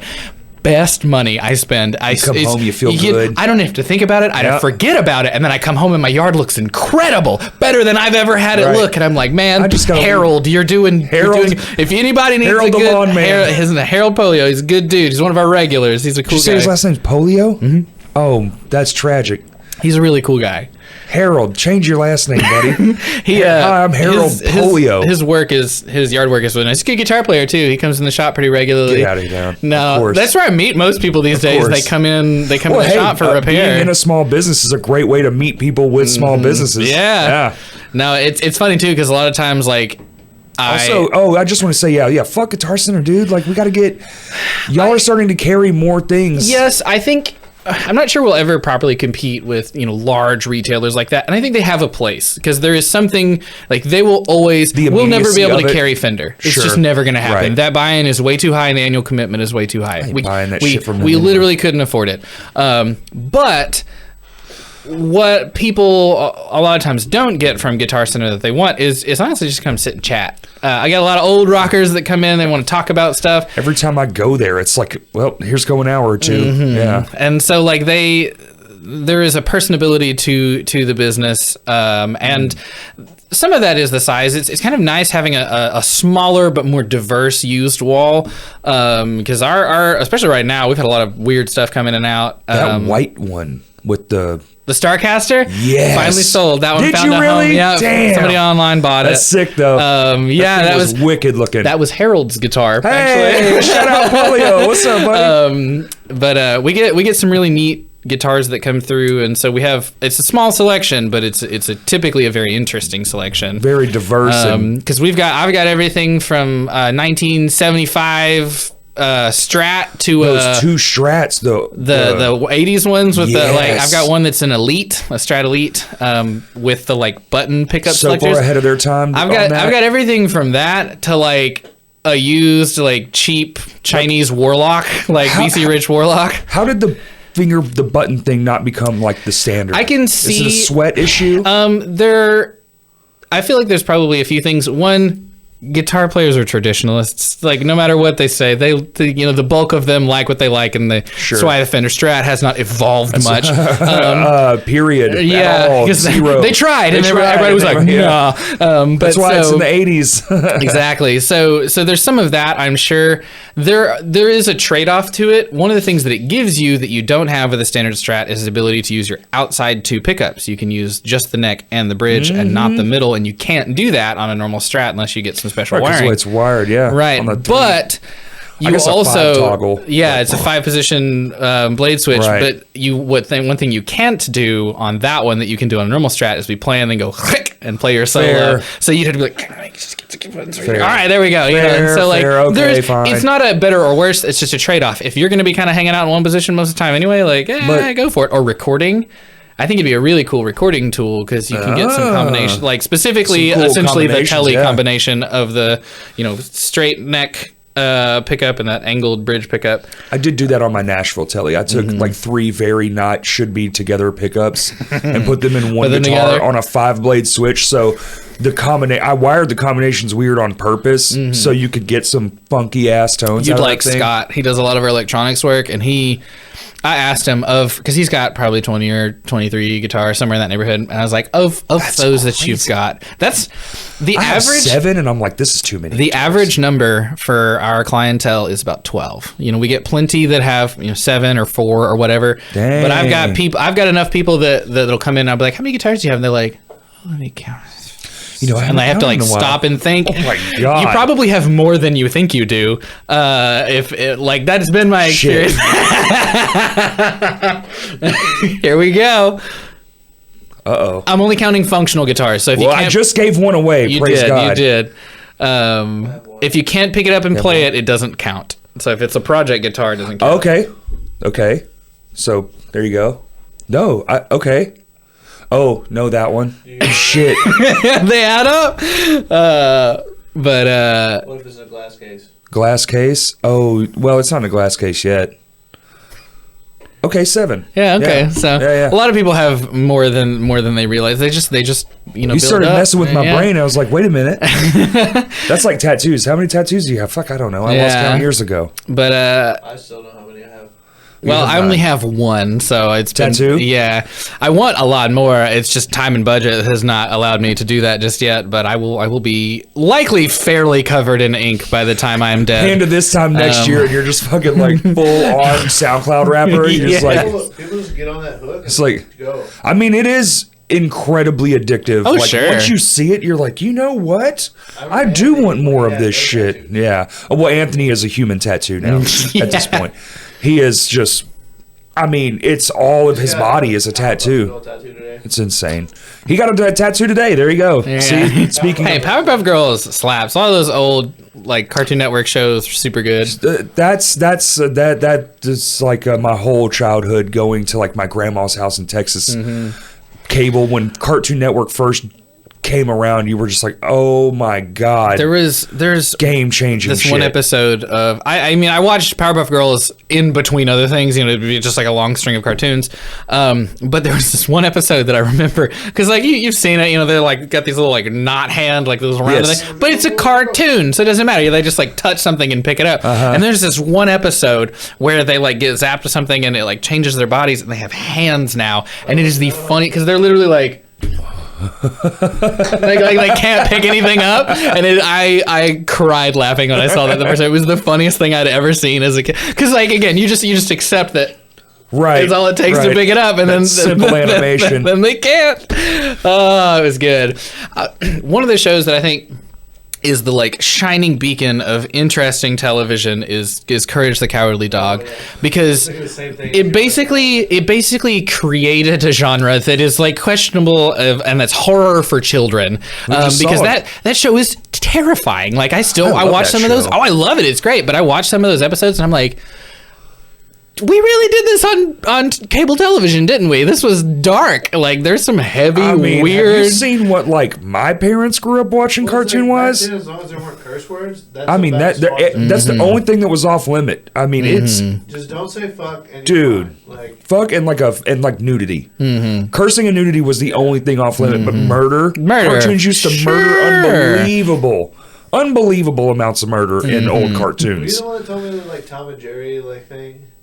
I mean, probably. They're best friends. They're actually best friends, yeah. And Tom acts like he's killing Jerry, but he knows he has to do something, so it looks like he's doing his job because he knows if the owner gets rid of him, he will get another cat that will kill him. That will kill Jerry. Yeah. So that's the game of cat and mouse with them. You see a lot of those fan, Ed, Ed and Eddie, they're actually in purgatory or whatever. I've seen a lot of different the fucking ones Rugrats one is unhinged. It is. I love all of those. I don't buy Angelica, any of them. and she's cuckoo, and she's reliving her childhood because Tommy was a stillborn baby. That's why his dad's always in the thing inventing kids' toys, because he broke down. He's just a basket case after his son was not born. I'm not convinced. It is dark as fuck. There's so much fun, but I'm not convinced most of those are true. But didn't they say that one is true? Because it was made of the woman who created her sister was some... That one could. I don't know. I sort of approach... I approach sort of a lot of that kind of stuff with a healthy amount of like, yeah, that sounds like it could have been made up. It's too dark for me. That one was too much. But there are some shows. I mean, Pixar, they have a great one where the ecosphere, everything's connected. Mm-hmm. That's fun. I'll tell you. Like, there were a lot of shows that like Avatar: The Last Airbender. I think is one of the most important shows to have graced television at all. It is an incredible show. And there are so many like heavy moments. They don't do that anymore, I don't think. Like there are times because you watch even in anime, you know that a lot of like characters have like plot protection and they're going to be fine. But there are some scenes like when we're like deep into like actively fighting the Fire Nation. We're like, I think Sokka's about to die. Like this is the end of his life. None of that's made here though, right? None of this is American made. I don't remember where the studio for Avatar is. In that show, like. It's anime, isn't that like Japanese? It's not Japanese like anime. It's culture. Definitely Avatar: The Last Airbender. I don't know a lot about anime, so I'm not. Avatar: The Last Airbender is more of a cartoon than it is an anime. I've often heard it called like American anime, less about the studio and more about the style. Sure. Because you think like Japanese anime, like that's a whole thing, and it's great. I'm a weeb. Like there's a lot of great anime shows that I love. But like there's a moment, spoilers for Avatar: The Last Airbender if you haven't seen it. There's a character named Azula, and she is terrifying. She is the princess of the Fire Nation, who are fascists with superpowers, and she has a full-on mental breakdown in one of these episodes, and it's hard to watch, especially like the older I've got. As a kid I was like, she's crazy, I hate her guts. But like as an adult I'm like, that is a traumatized child right there. That's the weird thing where you start to relate to the to the other parts of this. Because like I see her and like she's a monster, but like she's a monster that has been made. That's why the villains that are the best are the ones you can relate to. You're like, I kind of get it. I'll tell you about a show, just like because now we're way off the deep end of anything reasonable. That surprised me and that has become one of my favorite shows, and I did not expect it to. Have you seen Arcane? I've never even heard of it. Cool. Is this a cartoon? It is. It is an animated. Yeah, it doesn't look cartoony. Like it looks closer to like. Think like So like you shot it on a phone and put an app on it? No. I was gonna say like Clone Scanner Wars, Darkly, but like no, not like rotoscoped. It's animated. It's just really well animated. So you know I should say for what that is too. See, nerd. You said rotoscope. Scanner Darkly is one of my favorite movies. That movie is fucking wild. You want to talk about a trip? I've read the book. You haven't seen the movie? No, I've done both. I'm. That's how much you love it. Yeah, I see. It's Philip K. Dick. But with Arcane, it is a show based on the lore of League of Legends, which, if you have any knowledge or thoughts or opinions about League of Legends, you know that is a game that you use to insult people. You're like, hey, you look like you play League of Legends. Yeah. Like I say that. See, I didn't even know it was a game. I say that as a person who actively plays and loves that game. I'm sure. It is one of the worst games ever. No one should play it. It is a terrible community. Everybody there is mean and mad about being on your team. And it sucks too, because a lot of times you're not even in like a voice chat. They are having to type out everything they say that's mad. Yes. And they're committed, and like the games are really slow, like a fast game. Like if you're really booking through a game, you're like 17 minutes. Cause like it's a slow, like you can play like a single match that'll last 40 minutes sometimes.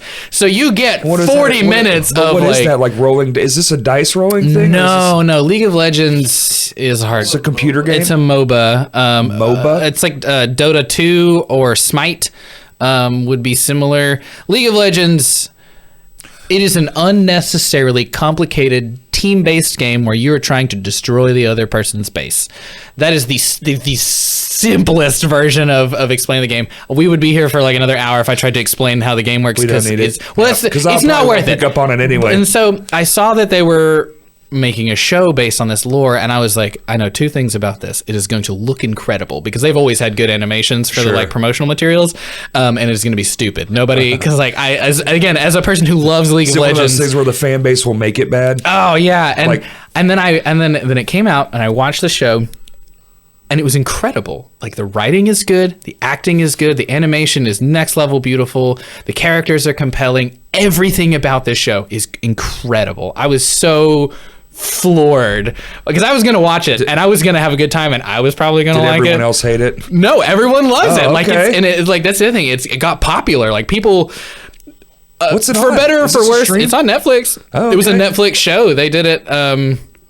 I think that's why they did the Cyberpunk show that they made, because they had so much success with Arcane. They were like, Okay. let's do another video game. Absolutely. And One so thing is successful, they're sure, going to throw shit at the wall and be like, what but, else will stick? Which apparently the Cyberpunk show is really fucking good. Yeah, everybody says it's really good. I didn't know there was a Cyberpunk show.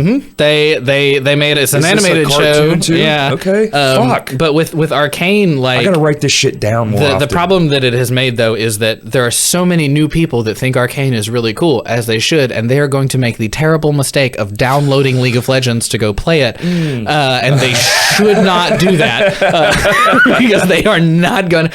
That game, like I told you, it's unnecessarily complicated. Worst tutorial I have ever played. It gives you nothing You useful. kind of just got to stay in it long enough to figure it out. And like, it's the kind of game that you like. If you didn't go watch a bunch of YouTube videos about how to play your one specific champion in that one specific lane, you're gonna get your butt kicked, and everyone is gonna be mad at so you. what you're saying is learn another instruments, kids.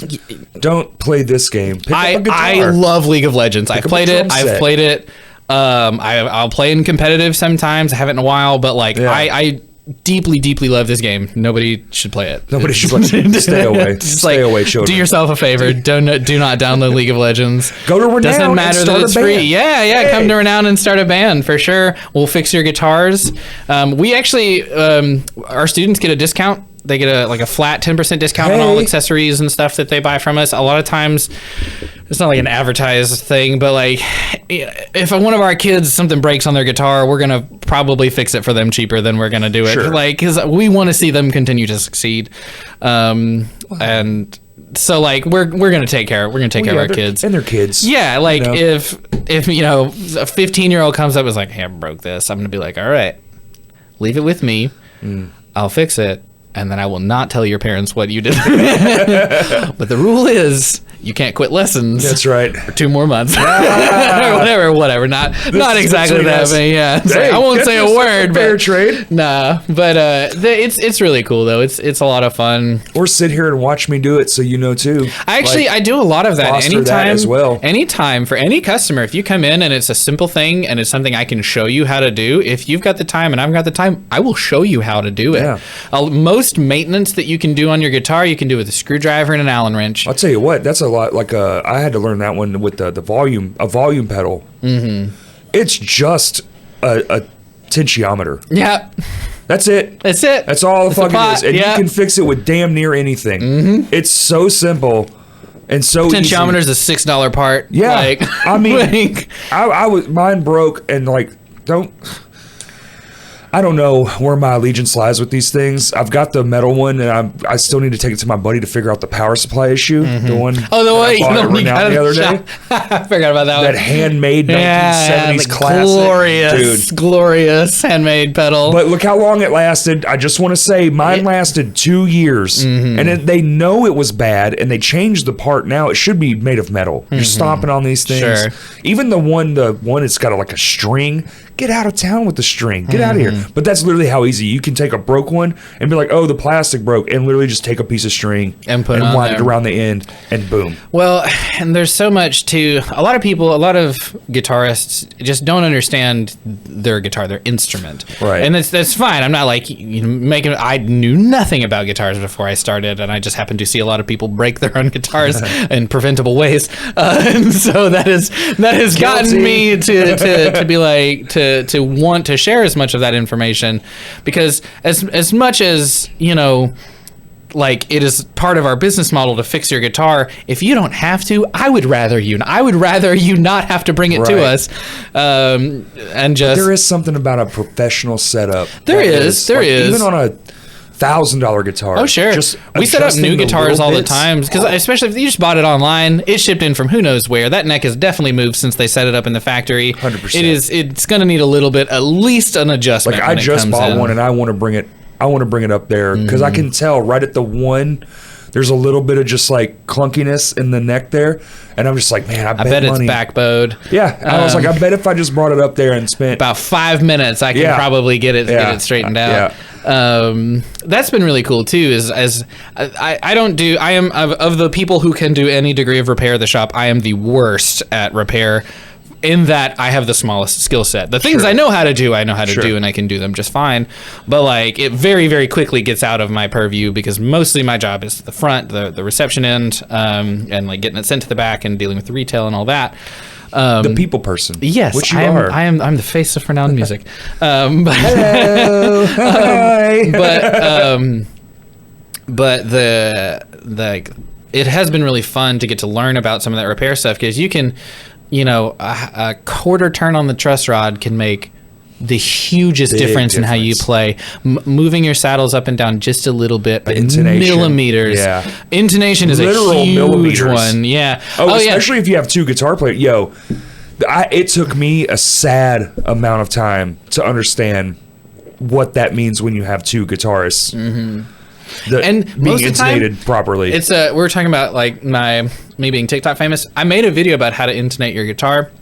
It's going to be a little different based on the kind of bridge you've got, but I was using like a Strat bridge, and the concepts generally are going to apply to any bridge. And the goal, as previously stated, was to communicate to people how they could do it at home. So I use a snark tuner.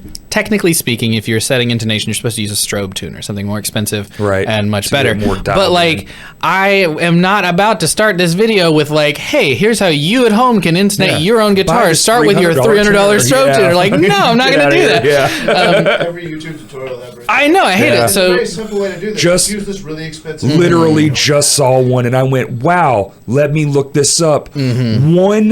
$1,000 thing, and I was like, "Are you fucking high?" Like, I very seldom will I tell people to get a certain tool unless it has to be gotten for the job. Well, that's right too. Because what is a snark? How much is a snark? $24, if even. I think they're like 20. Yeah. Like, and the thing I even showed because I did a follow-up video to it is that snarks are pretty accurate. Dude, they are. It's close. Like if your intonation is out bad enough that you're hearing it and like really noticing, a snark is going to get you to where you probably can't hear it anymore. Like it really is fine. For most things. Now, if you're going into a studio, right? There are times to get it done with a strobe tuner, and like a strobe tuner, in my experience, has been like pretty worth the money if you're going to be doing any amount of intonating your own guitar for a while. But like.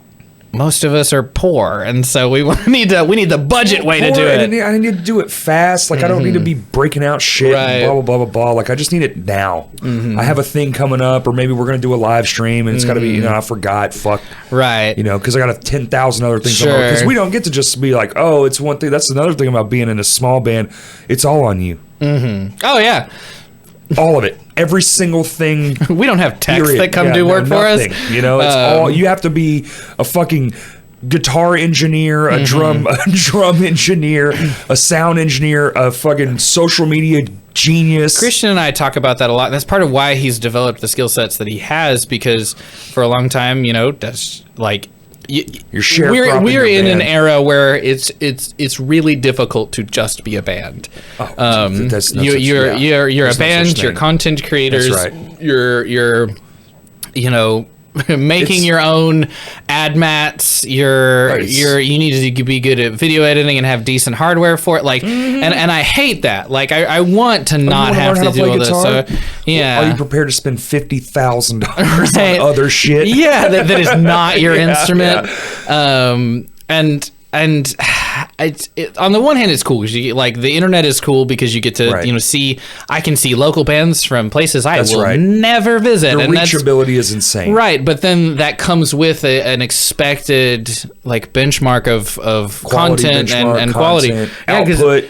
Because like you can't just be putting out hot garbage all the time unless it's like part of your aesthetic, I guess. But like there's I wish that's why I love Shimfo so much, because it is hot garbage and it's on purpose, and we can just film some shit and be like, there you go, that's good enough. You filmed your feet for 30 seconds. Yeah, sorry. And drop the phone. and I, but it bothers me because it does. I feel like it does take away a lot from how much better would my music be if all the time I spent on social media, doing promotion and getting in, submitting songs to playlists. If I spent all of that time and money just getting better. Another reason behind doing my office like now is because I've been noticing, like when we started playing, I started playing guitar again, right? Well, I'm very like right hand, like I feel like there's two guitar players, and sometimes you get both hands are magical, but it's typically you either doing cool stuff here or cool stuff here. Well, I'm cool stuff down here guy. And I noticed I was like, it was lacking, and like shit I wrote. Like I wrote these songs. Why is this hard now?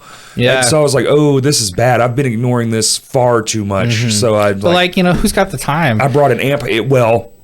Then you start looking at, you spent 6 hours on your phone each day. I work 12 hours a day if I'm working alone.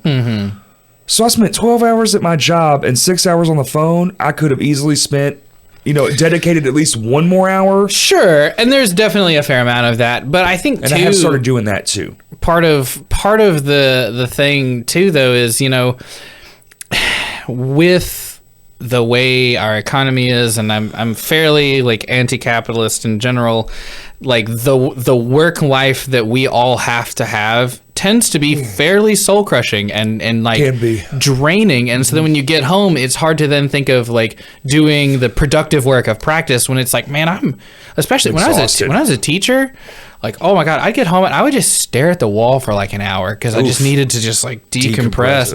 And even now, like I love my job. My job is a great job, and I sleep way more than I ever used to. I go to work at 10. It's great. But like even still, like working a full-time job is exhausting, and there's a lot of stuff that goes into it. So then it's hard, especially because you're also going to then be dedicating time to rehearsal, and then like you practicing some. It's like, yeah, I could practice more. It's like, but I'd hate myself a little bit. Like I need time to just not do any of that. And I don't want to see people have to take that time from other things they like. I'd rather the people get to work less, because like I feel that. I have so many hobbies. I stream.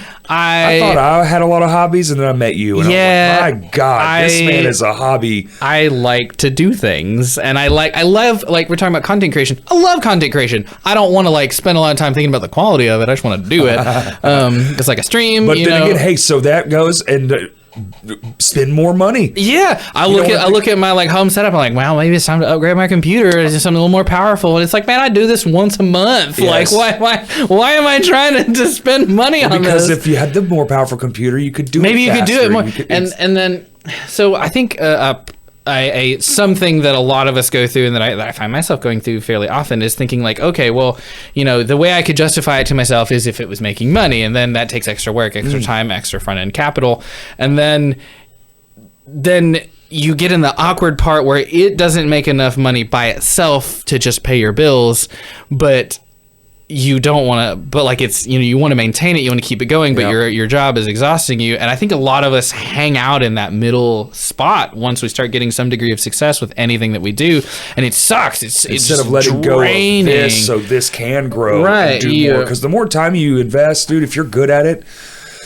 it will do something. Yeah, it will. It just will, because people will flock to the thing. Yeah, I while I love my job, if I didn't have to have it, I wouldn't do it. I wouldn't work if I not in that kind of capacity. Too, yeah, I'd be making music. I'd be making YouTube videos. I'd be doing anything. I'd be out in the world. I'd be going to more people's shows. I'd be all up in sleep. Yeah, I do. I will say, magical thing? I have. That was one of the reasons I left education, and now I'm doing the job that I do as I sleep more. And that was a choice. It was not the main deciding factor, but it was a choice I had to make. I had to think about it. I'm getting older. The ability to sleep is a phenomenal to me. I don't have it. I do. I'm one of those people that I'm like, I think I'm gonna go lay down. I'm gonna and then I'm out like 5 minutes usually. I don't lay awake at night. I'm like this close to drugging myself every night, where I'm just like, you know what? It's not it's 9 o'clock. I think I need to take this, whatever it is, be it a massive amount of marijuana or like I don't like the idea of pills. Yeah. No. Factually, I have some, and it works really well. Like, especially if I do like a high dosage. Like if I'm to like. My biggest issue is it's always too late when I think about it because I'm like, I go in the bedroom, say it's 9 o'clock, and then I look at my phone and it's like magically midnight, and I'm like, fuck. I time travel. It's a problem. And yeah, that's and then my body, dude. The other day it happened, literally 2 days ago. Yeah, 2 days ago it happened. 3 days ago now. Went to bed, and I was like, it's a little late. I should have went to sleep at 4 o'clock. Fucking think my eyes opened up and I was like, son of a bitch, what time is it? And this time of year it's hard to gauge anything because it's dark 24/7. And I tap my phone, I'm like 4 a.m. and I'm wide awake and I'm like, fuck, dude. And I know I have this busy day. Yeah. And there's just no turning it off. No. And then it's midnight again. My worst time traveling happens in the morning. When I've gotten up and I'm like, I'm just gonna, and then I'll look down and 2 hours have passed and I'm like, oh my God, I have literally this morning. I have alarms set every 30 minutes just to tether me to reality. Same. Otherwise I will magically appear 2 hours in the future. And the worst is when it's like the leave alarm and you're like, oh shit, I'm supposed to be walking out the door right now, and I'm in the middle of something. I still haven't showered yet. Yeah, like, no, it's a problem. But being able to sleep is something I wanted to be able to maintain, and so I have, I'm one of those. I could literally, and I have, drink a full Monster and then immediately go to bed. I've had two C4 energy drinks today. I will nap right now on this podcast. If my eyes could close and go to bed, I could. I'm that exhausted. I'll tell you, nap game goes hard, man. Like a Sunday afternoon naps. God, I live for my problem is same thing with going to sleep at night. Like I can nap, but it's super rare. I have to. It's got to be an accident. Yeah, one of those accidental couch naps where you're just like, I'm gonna just sit down here. And if someone doesn't notice that I am asleep and wakes me up, it's just I can't. I'll never get it back. Yeah, it's the weirdest thing, dude. My sleep pattern is fucked up. I think I wonder how much of that is the product of like the lives we have had to lead to pay our bills. I don't know if it's that, because this has been my whole life. Oh, okay. This is even when I was a child, dude. Like endless fighting with parents to like go to bed. Fuck, I want to go to bed. I'm like trying. Yeah, like it's like, 6 o'clock is right down the damn street, and that's what time we have to wake up in our house. Fuck. Like, I will say I have achieved the point in my adulthood where it does not matter when I went to sleep. I'm going to wake up at the same time every morning. Yes. And it's about 6:30 or so in the morning. It doesn't matter. No matter when I went to bed. Hey, that number keeps shrinking too. I had a moment of terror the other day because I woke up 5. I woke up at 4:30. Like nothing woke me. I was just awake and I was like, I don't like this. No, I do not like this. I hope, and so far it has been a fluke. It hasn't happened again. Give it 7 years. Yeah, but I'm sitting here looking at it like, no. It was Saturday too. I was like, Saturday. I don't have to be work till 11, and so I was just like, why am I awake? What is this stuff, man? Well, because if it happens to me again, I'm gonna just go ahead and get up because I make some coffee. You're a coffee drinker. I'm a part-time coffee drinker. Part-time. Like tea, hot tea is an entire hobby for me. I love it. Like I'm talking like. I am the proud owner of 2 separate china cabinets. That's not what I thought you were going to say. One of which is entirely full of tea sets. And like I buy like expensive loose tea, and like I have a really nice. You have a steeper. Grab it. Like I have a whole scoop. So many different ways of steeping tea. How many cartoonish ones do you have? Cartoonish? Not very many. Like a little elephant with his trunk. No, most of mine are well, because like there's some of them. Yeah, I have one that's like it's like a scoop almost. It's like a little bulb at the end, and you squeeze it, it opens. That's the one I was. Yeah, I've got one of those. I've got one that's more like a cage on a chain. I've got some that are built into teapots. I have a really nice glass, like all glass teapot that has like the steeper thing is it glass. tinted? No, it's just glass. It's really cool because you get to watch. Yeah. I have water boiling in glass is a wild sight. I have a particular I use that one whenever I am brewing teas that are, because some of them are like a whole flower, like a blossom, and you can watch it open up. It's the coolest thing ever, and I use it for that one. My favorite tea is matcha. Matcha. And matcha is green tea. Yeah, I was going to say that's green tea, right? All tea is the same plant for the most part. It is Camellia sinensis. I came here to learn. Tea is a plant. It is not. There are not just different. It's like how wine. It's just grapes. It's all grapes. Yeah, like they do some different stuff to it. Is it just age? Is it like wine? It's different depending. A lot of it has to do with the process. Like green tea and black tea, what they do to it after they have harvested it is what makes it green tea or black tea. And so matcha, what's different about matcha versus like your normal tea is that you don't steep matcha. Matcha is a powder, and you mix it and then you drink it. I feel like snorting it would be a good time. And like. I'm a prick, so like I'll buy like expensive, like ceremonial grade matcha because it does matter, and I can tell you why it matters. It matters. Here's why it matters. Cheap tea, like really garbage tea, like Lipton, is often harvested from the lower portion of the plant, which is the oldest growth. And it's where the feet are. It's where gross. It's bitter. Peasants. It's exactly. But the newest growth, where it has the freshest nutrients and the sugars, like from the plant growing, that is the best stuff. Okay, so ceremonial grade matcha you already won me over with the science is made from those higher parts of the plant, and so it looks better. Like you can top of the tree, top of the aisle too, because they always put that shit up top. Oh yeah, I mean, like I'm talking. I'll pay $50 for a little tin of fuck. That's not what I thought you were going to say. To be clear, it goes a lot longer than you think it does. Like a little tin that's this big, because you're using like half a teaspoon, maybe. You sound like someone who's justifying the amount of marijuana they just bought. You're like, it's 120 for an eighth, man. I was like, Jesus Christ. Did you buy a case of drumsticks? You got a discount on technically, those. Last time I gave them a whole guitar for a That's true. There was technically a trade, but he gets a discount when he buys them in a brick. But has their vices. You know what's really sad? I'm already like halfway through. Listen, I'll order some more. I'm gonna need to place a ProMark order soon anyway. Oh, by the way, yeah, y'all sell ProMark drumsticks. I know a lot of my friends are Vic Well, so one of the things that we've talked about a lot at the shop is having a broad hold on. selection. Go back to the tea. Oh, okay, so tea. Just the point is, something. with matcha, you it's a powder, and then so you blend it with water, and you can see the difference. Like cheap tea is this like kind of olive, like darker green color, and like good matcha is like a beautiful like jade green, glorious color.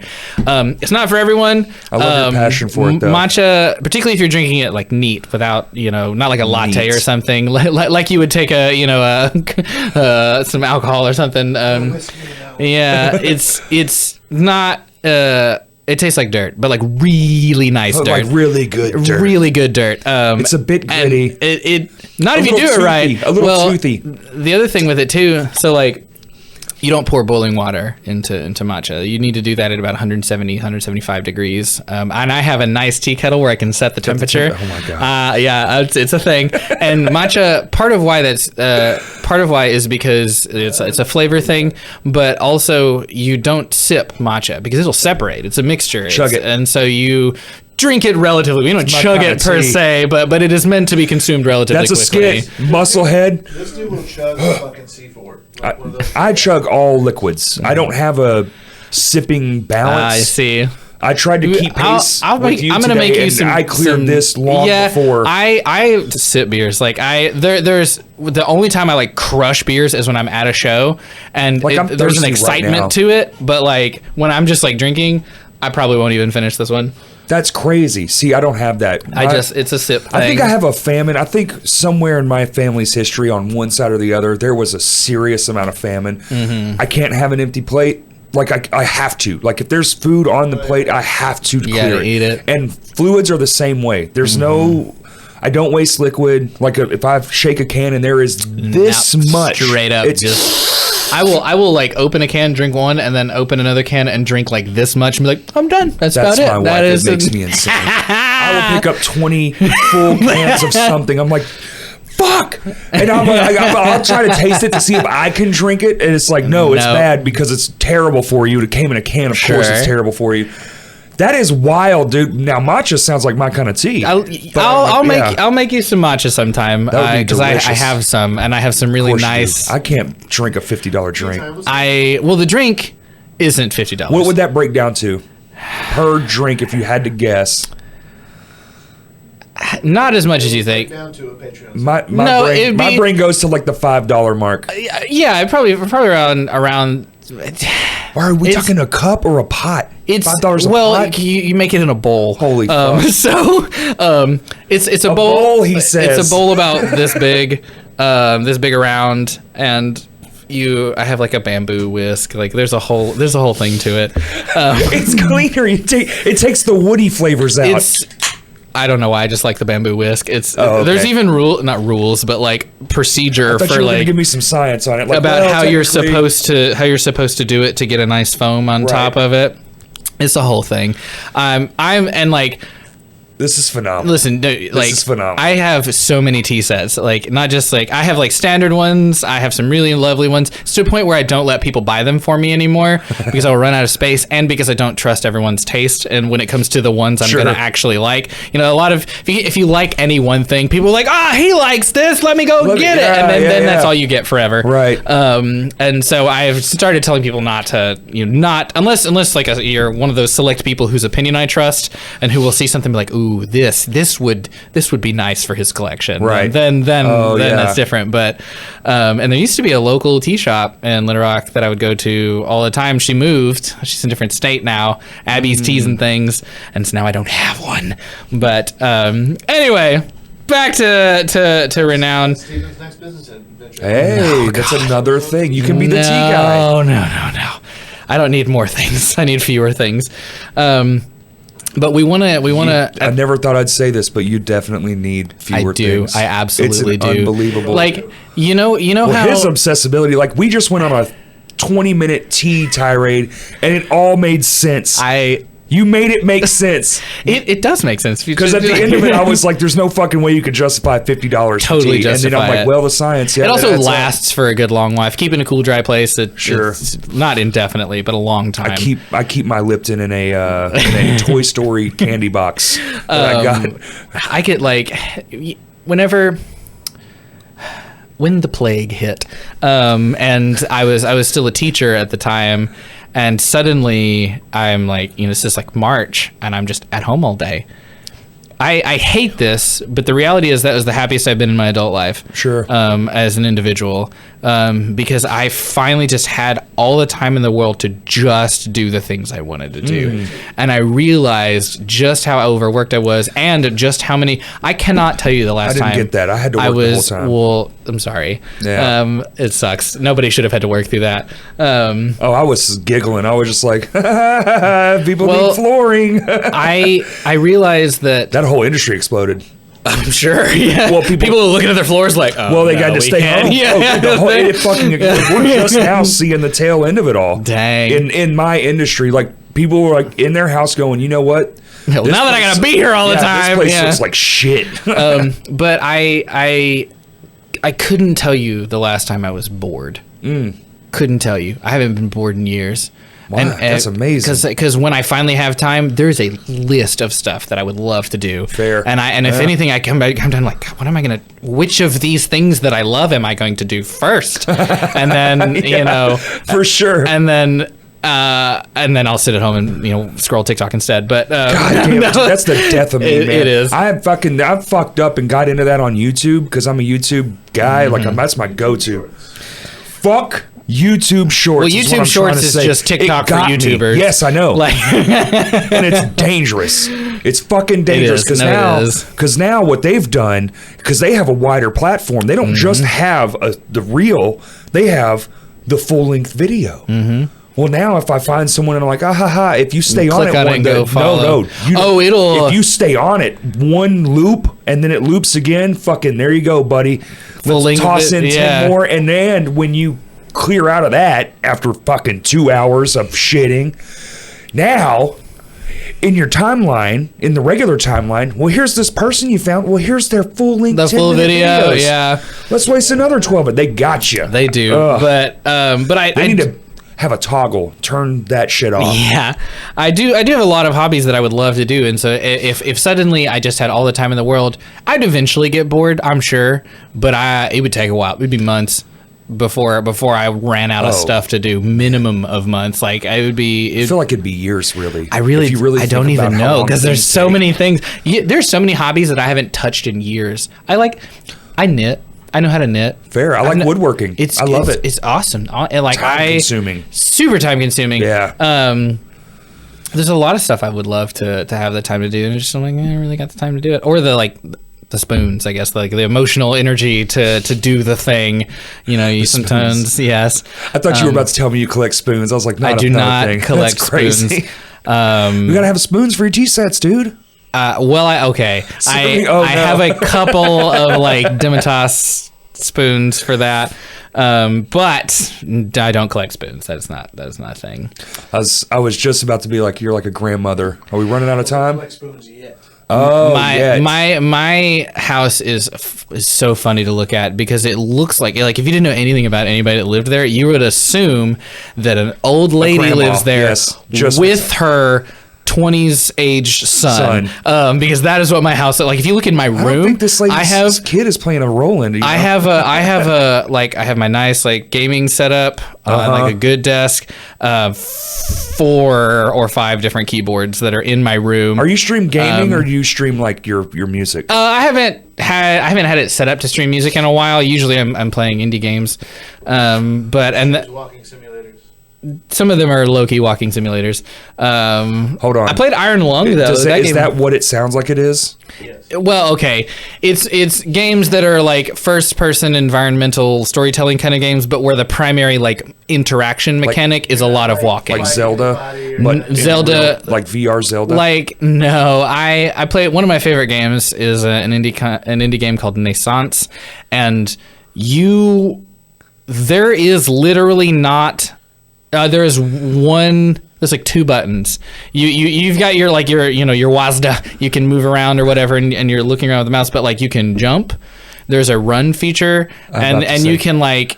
What's WASD? Like WASD. Oh, that is me calling it. Nobody else in the world calls it that. But that's like in my brain it's WASD.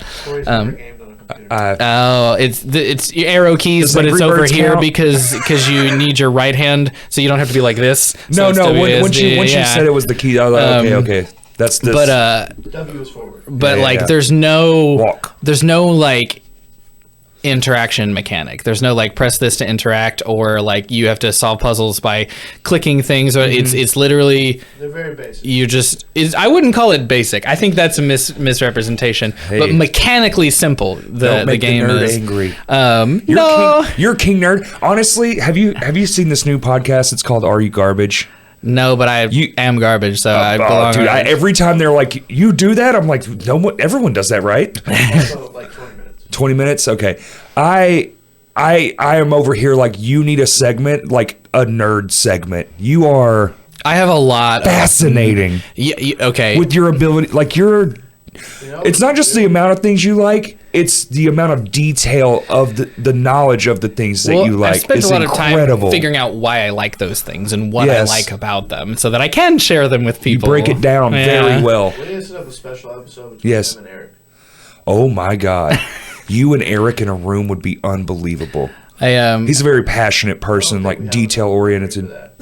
Christian recently started getting into a book series that I love, and that is a mistake on his part because I love these books so much that the farther in he gets, the longer conversations we're going to have about those books. Start a podcast, dude. And no, flat out no. Book series podcasts do really well. They do. I will admit that like the community that is similar to me about these books would love it because like. We're not going down that road because I could talk unassisted from nowhere for at least just 2 hours about just those books. That's wild. I think they're that great, and I have gone through them that many times. But that's definitely like indicative of the kind of Right. Like, if I love a thing and you make the mistake of asking about it, you're going to learn. Like, buckle up. Here we go. Just pan to inside your brain. It's just a guy getting in a race car with a book. Like, yeah. No, it's and like I talk fast. Yes. And generally coherently. I'm pretty good about being able to string together longer, more complicated thoughts. Which, I tell myself too. well, it just means that folks can't get a word in edgewise. caffeinated mouth. Yeah. Oh yeah, it gets. I get to going. Same. I won't shut up. It's a curse. It is. Yeah. It is. This is I've thought about starting other podcasts just for other things, like singular topics. If I had the time, I Exactly. might would. I've got a whole fucking studio.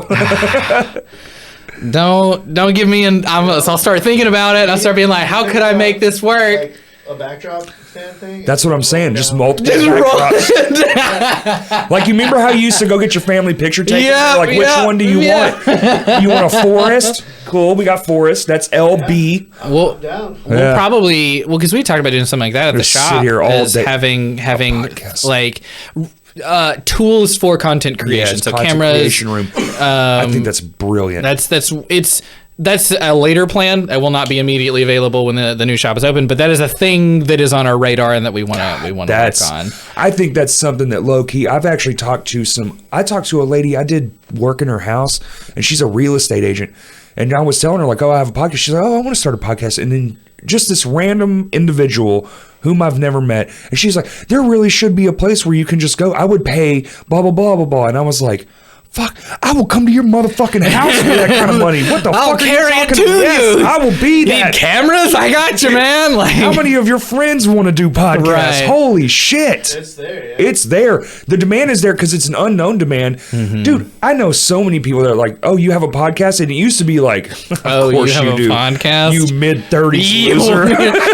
mid-30s white boy. Yeah. Like, Straight white guy, so that checks out. Yeah, it's like, oh, you're about 35, correct? You're like, women, am I right? Like, Tell me you had a podcast. Right? You think about drugs often?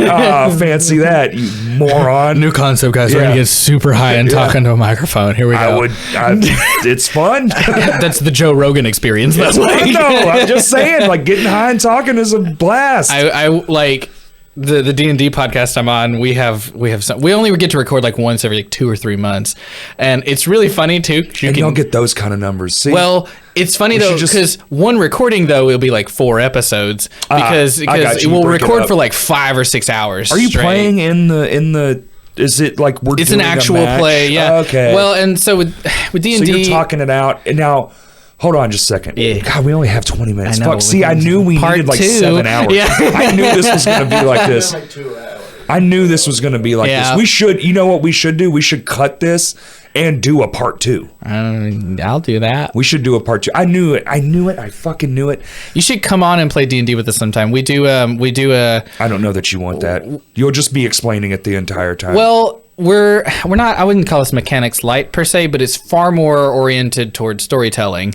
And all you got to be able to do to be good at that is good at making stuff up. And I just have a feeling, Corey, that this is a skill set that you have highly developed. it's all I think about. So we do. think and skit. We have our like main show that's called Advantage, and then we have a kind of like Drunks and Dragons like spinoff that we do. Drunks and Dragons. That's a well established. I did not come up with that, but like we'll like do this, but like play It's like D&D. kickball, like the drunk league kickball. And so those are called our disadvantage episodes, and they're one shot, so they exist in. You don't have to know any of the lore or anything. You can play just that one. That's my one speed. thing, and it's super fun. And we do it with our patrons. Okay. Like they have to be at a certain tier, real but time? they're they get to come in and play. It's like a chat thing, like a Discord, or Yeah, so that's part of why we started playing it at all. We all played together in college, and we used to go to Blake's house and sit and have pizza once it's always a week. Blake's house. Dude, fun story though. I had a Blake, like and we would go to his house. I know we're like 6 tangents deep now, We but weren't like playing video games, though. with with this, so we would always meet same time every week, and we would always order the same Domino's pizzas. And because for a while we had one of those like discount cards with little stickers on them. Absolutely, but they dude. figured out that two things You were were true. budging the system? We were going to be ordering pizza and that we were going to tip like gangsters because the thing we ordered didn't cost that much, If you but tip like a gangster, they will figure anything out. we all just threw in $5, and so there was enough of us. That's like $20 or $25, but our pizza was like $13 or what, Right. So like they would we later discovered they would fight over who got to come deliver our pizza because we were doing it. But so we used to all play together in college in person. And, we had a game board and we had our pieces and all that. And then once, we all graduated, we wanted to keep playing together. So the podcast was sort of an excuse and impetus to keep that getting going. together. I like that. And, we all cool, live man. in different places. And so that's had an impact on, this is an audio podcast. There is no like game board or anything. So so y'all just it's all theater of the mind, as it were. And so we have to describe everything because it's got to make good radio. People got to listen to it. Yeah, that's wild, man. And it's really cool, though. I'll say this: if you ever go check out the show, I do genuinely believe that what we've made is really good. It sounds terrible for like most of the first whole narrative arc. Sure. So like just deal with the fact that it sounds horrible and that we didn't know what we were doing for a long time. If you get through episode 4 and you're like, I can't notes. Like if you get through the 4th episode and you're like, this is terrible, I don't like this at all, you can stop there. You know enough about the show to go on. Brady's episode that just came out and your episode are on a new mix sheet. Hey, so we're trying out guinea things. pigs. I mean, I'm talking. We used like crappy like $30 desk mics. And at first we had them like on the desk. It took us a long time to figure out to like put them on a stand and get them a little closer to our faces. So you can hear us roll. Clacking, it's really rolling, loud. Or like when we're typing on our computers, and we were using a service at first called Zencaster that was like it would record all the audio for you. It was terrible. It was a nightmare. We've gotten a lot better. Our production quality is significantly better. I think though that's so there's a bunch of those AI services that are like just do it all here and it'll do the mixing. Well, and this was like before those got any good. Like Zencaster was garbage. I don't think they're for still a while. that great, but I think if it's just you. If it's just you, the thing is though, I think like we're like just maybe a year or two, and that's going to be the de facto. Yeah, you're going to stream this into an OBS style thing, like because you'll all have to side with a company because they're all going to make their own proprietary, and then the audio will go also into that. It's just going to be literally plug and play. The idea of having a like someone else doing all this stuff and it taking hours, it'll know you're talking.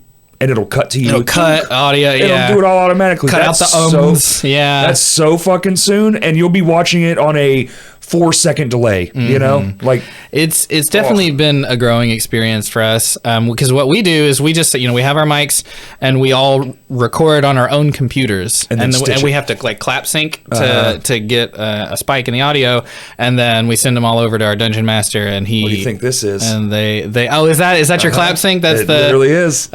2 spikes at the very beginning of the recording. Yeah, get time. those linked together. Look at that. Yeah, we look really stupid because we've gotten into the habit of doing this for no reason before we clap and then we'll count down, and then we all just clap together, and then hope it works from there on. And it's a bit of a thing, but it's been really fun, and having our listeners get to come in and play with us is really cool, because the fact that anybody cares enough to like be a patron clearly blows my mind. Like we've played with Daniel before. See, all you have to do is care, though. That's my whole thing. All you have to do is give a fuck, and people will find it. We have a guy in Canada named Callahan. Callahan. No, where's Callahan's not in Canada. It's Jonah that's in Canada. I don't remember. We got some people that regularly will come and play our Disadvantage episodes, and they're cool. It's a lot of fun. That is awesome. Meeting people from all over just because of the thing you Someday we'll do some kind of con. We'll go like convention. Like yeah. Just rob them blind. Plug all your stuff. All right. The camera's about to die. You're just gonna have to drop links. That last 20 minutes. Yeah. Advantage D&D. It's 5th edition actual play podcast. It is on all major podcatchers. Big green shield is the logo. You will spell this incorrectly, so just click the link that is almost definitely below. But my Twitch handle is the Eclectic Aesthete. It has too many E's and it looks terrible. Sorry about it. I'm in any given room. We're pretty cool. I am now also in Birds with Teeth. Very cool. I work for Renown Music. Come check out the shop. If you've never been to the shop and you play guitar in the Central Arkansas area, come to our shop. Please do. Please. If nothing else, you can come chat with us. You can come try out guitars. You can come try out pedals. Like, you don't have to come in with an intent to purchase anything. Boutique stuff. It's so cool. The pedal thing is fantastic. Pedals are fun. We're expanding another day. We're expanding a lot of stuff on that. I do. Let's see. I guess those are like my linkable things. I do lots of things, but a lot of them aren't. I make like weird ambient electronic music as like for fun. No one that just listened to all this is surprised by anything you say. Not in the slightest. That's you can find that on. Well, I also do I do podcast music where for backgrounds for the podcast I'm on and a couple other ones. And so depending on which platform you find the music on will determine if you found the D&D background music or the weird ambient stuff that I made for fun. But that is called Ormin Audio, spelled phonetically ORMIN audio. There's those fancy words again. Phonetically, like how it sounds, like phonics. Oh, okay. I'm done. School me no do so well. I think that's on my pluggables. We will be putting out. AGR has a loose plan that I will not put any firm dates on to put out new music. There you go. Sometime next year. Preferably on the front half. There you go. Preferably on the front half of the year. So open promises lead to results. Sure. Come see us at a show. That should be. Oh yeah. We have some shows that are beginning to be planned and are not set in stone yet. None of them are in this year, so they're all going to be next year. Yeah, we don't have any shows this year. If we tried to play our original music right now, it would be so bad. Nobody should we could not throw together a show right now. You could. Yeah, we could cover Paramore. We could do that. You could. It's actually. I mean, we could, but when we did ours, dude, literally that same weekend, we were like, we have to play our own shit, and we played it. It was pretty fucking great. I was like, all right, because we felt so disconnected. We were becoming Every Time I Die. It was insane. We were doing it two times a week for 6 months. It was nuts. But we were trying to dive in. I'm wrapping it up, bitch. I gotta plug my show. Yeah, plug your pluggables. Well, my pluggables are this, so I don't have much. I have Crows, I guess. That's a pluggable. We're playing. Oh shit, yeah, that's right. But this show coming up is the Holiday Toy Drive, 2nd annual Crash Cast. Civil Servants and Zashed. Yeah. Mammoth Caravan. Yeah. Faustian. Something like that. What's that? What's the one that's unreadable? Yep. How you gonna? You're the wordsmith. Oh, Faustian. See? Never would have fucking said Faustian. And my other dick around band, Shinfo. It's fun. It's a good time. It's all for fun. And it's for kiddos. Price of admission is a toy. It can't be wrapped, but it does need to be packaged, and it can be from anywhere. So, yeah. Being donated to, I think it's Toys for Tots? Nope. It doesn't say. Donated to the Children's Hospital says it. My bad. It was in the same font, small. Damn it. You're getting quizzed over here. December 11th. Doors are at 5:30. Show at 6. Well, that's an early one. Good. I want to be in bed by 10. 1, 2, 6 3, bands. 4, 5. It is a 5-band show. That is kind of a little bit much. I can still be in bed before midnight. Yeah, probably. I mean, Shinfo, we literally play 12 songs in 29 minutes. Jesus Christ! The day after Bitterfest. It's the day Bitterfest is coming up. I forgot about that. And they just released day passes, so get your fucking tickies. Yeah, don't be like me, where you should have bought a ticket when the show was announced, and now you're going to pay $120 to go see Death Cab for Cutie. I'm glad you got to learn that in real time right here. Yeah. All right, everybody. Thank you for listening. Bye.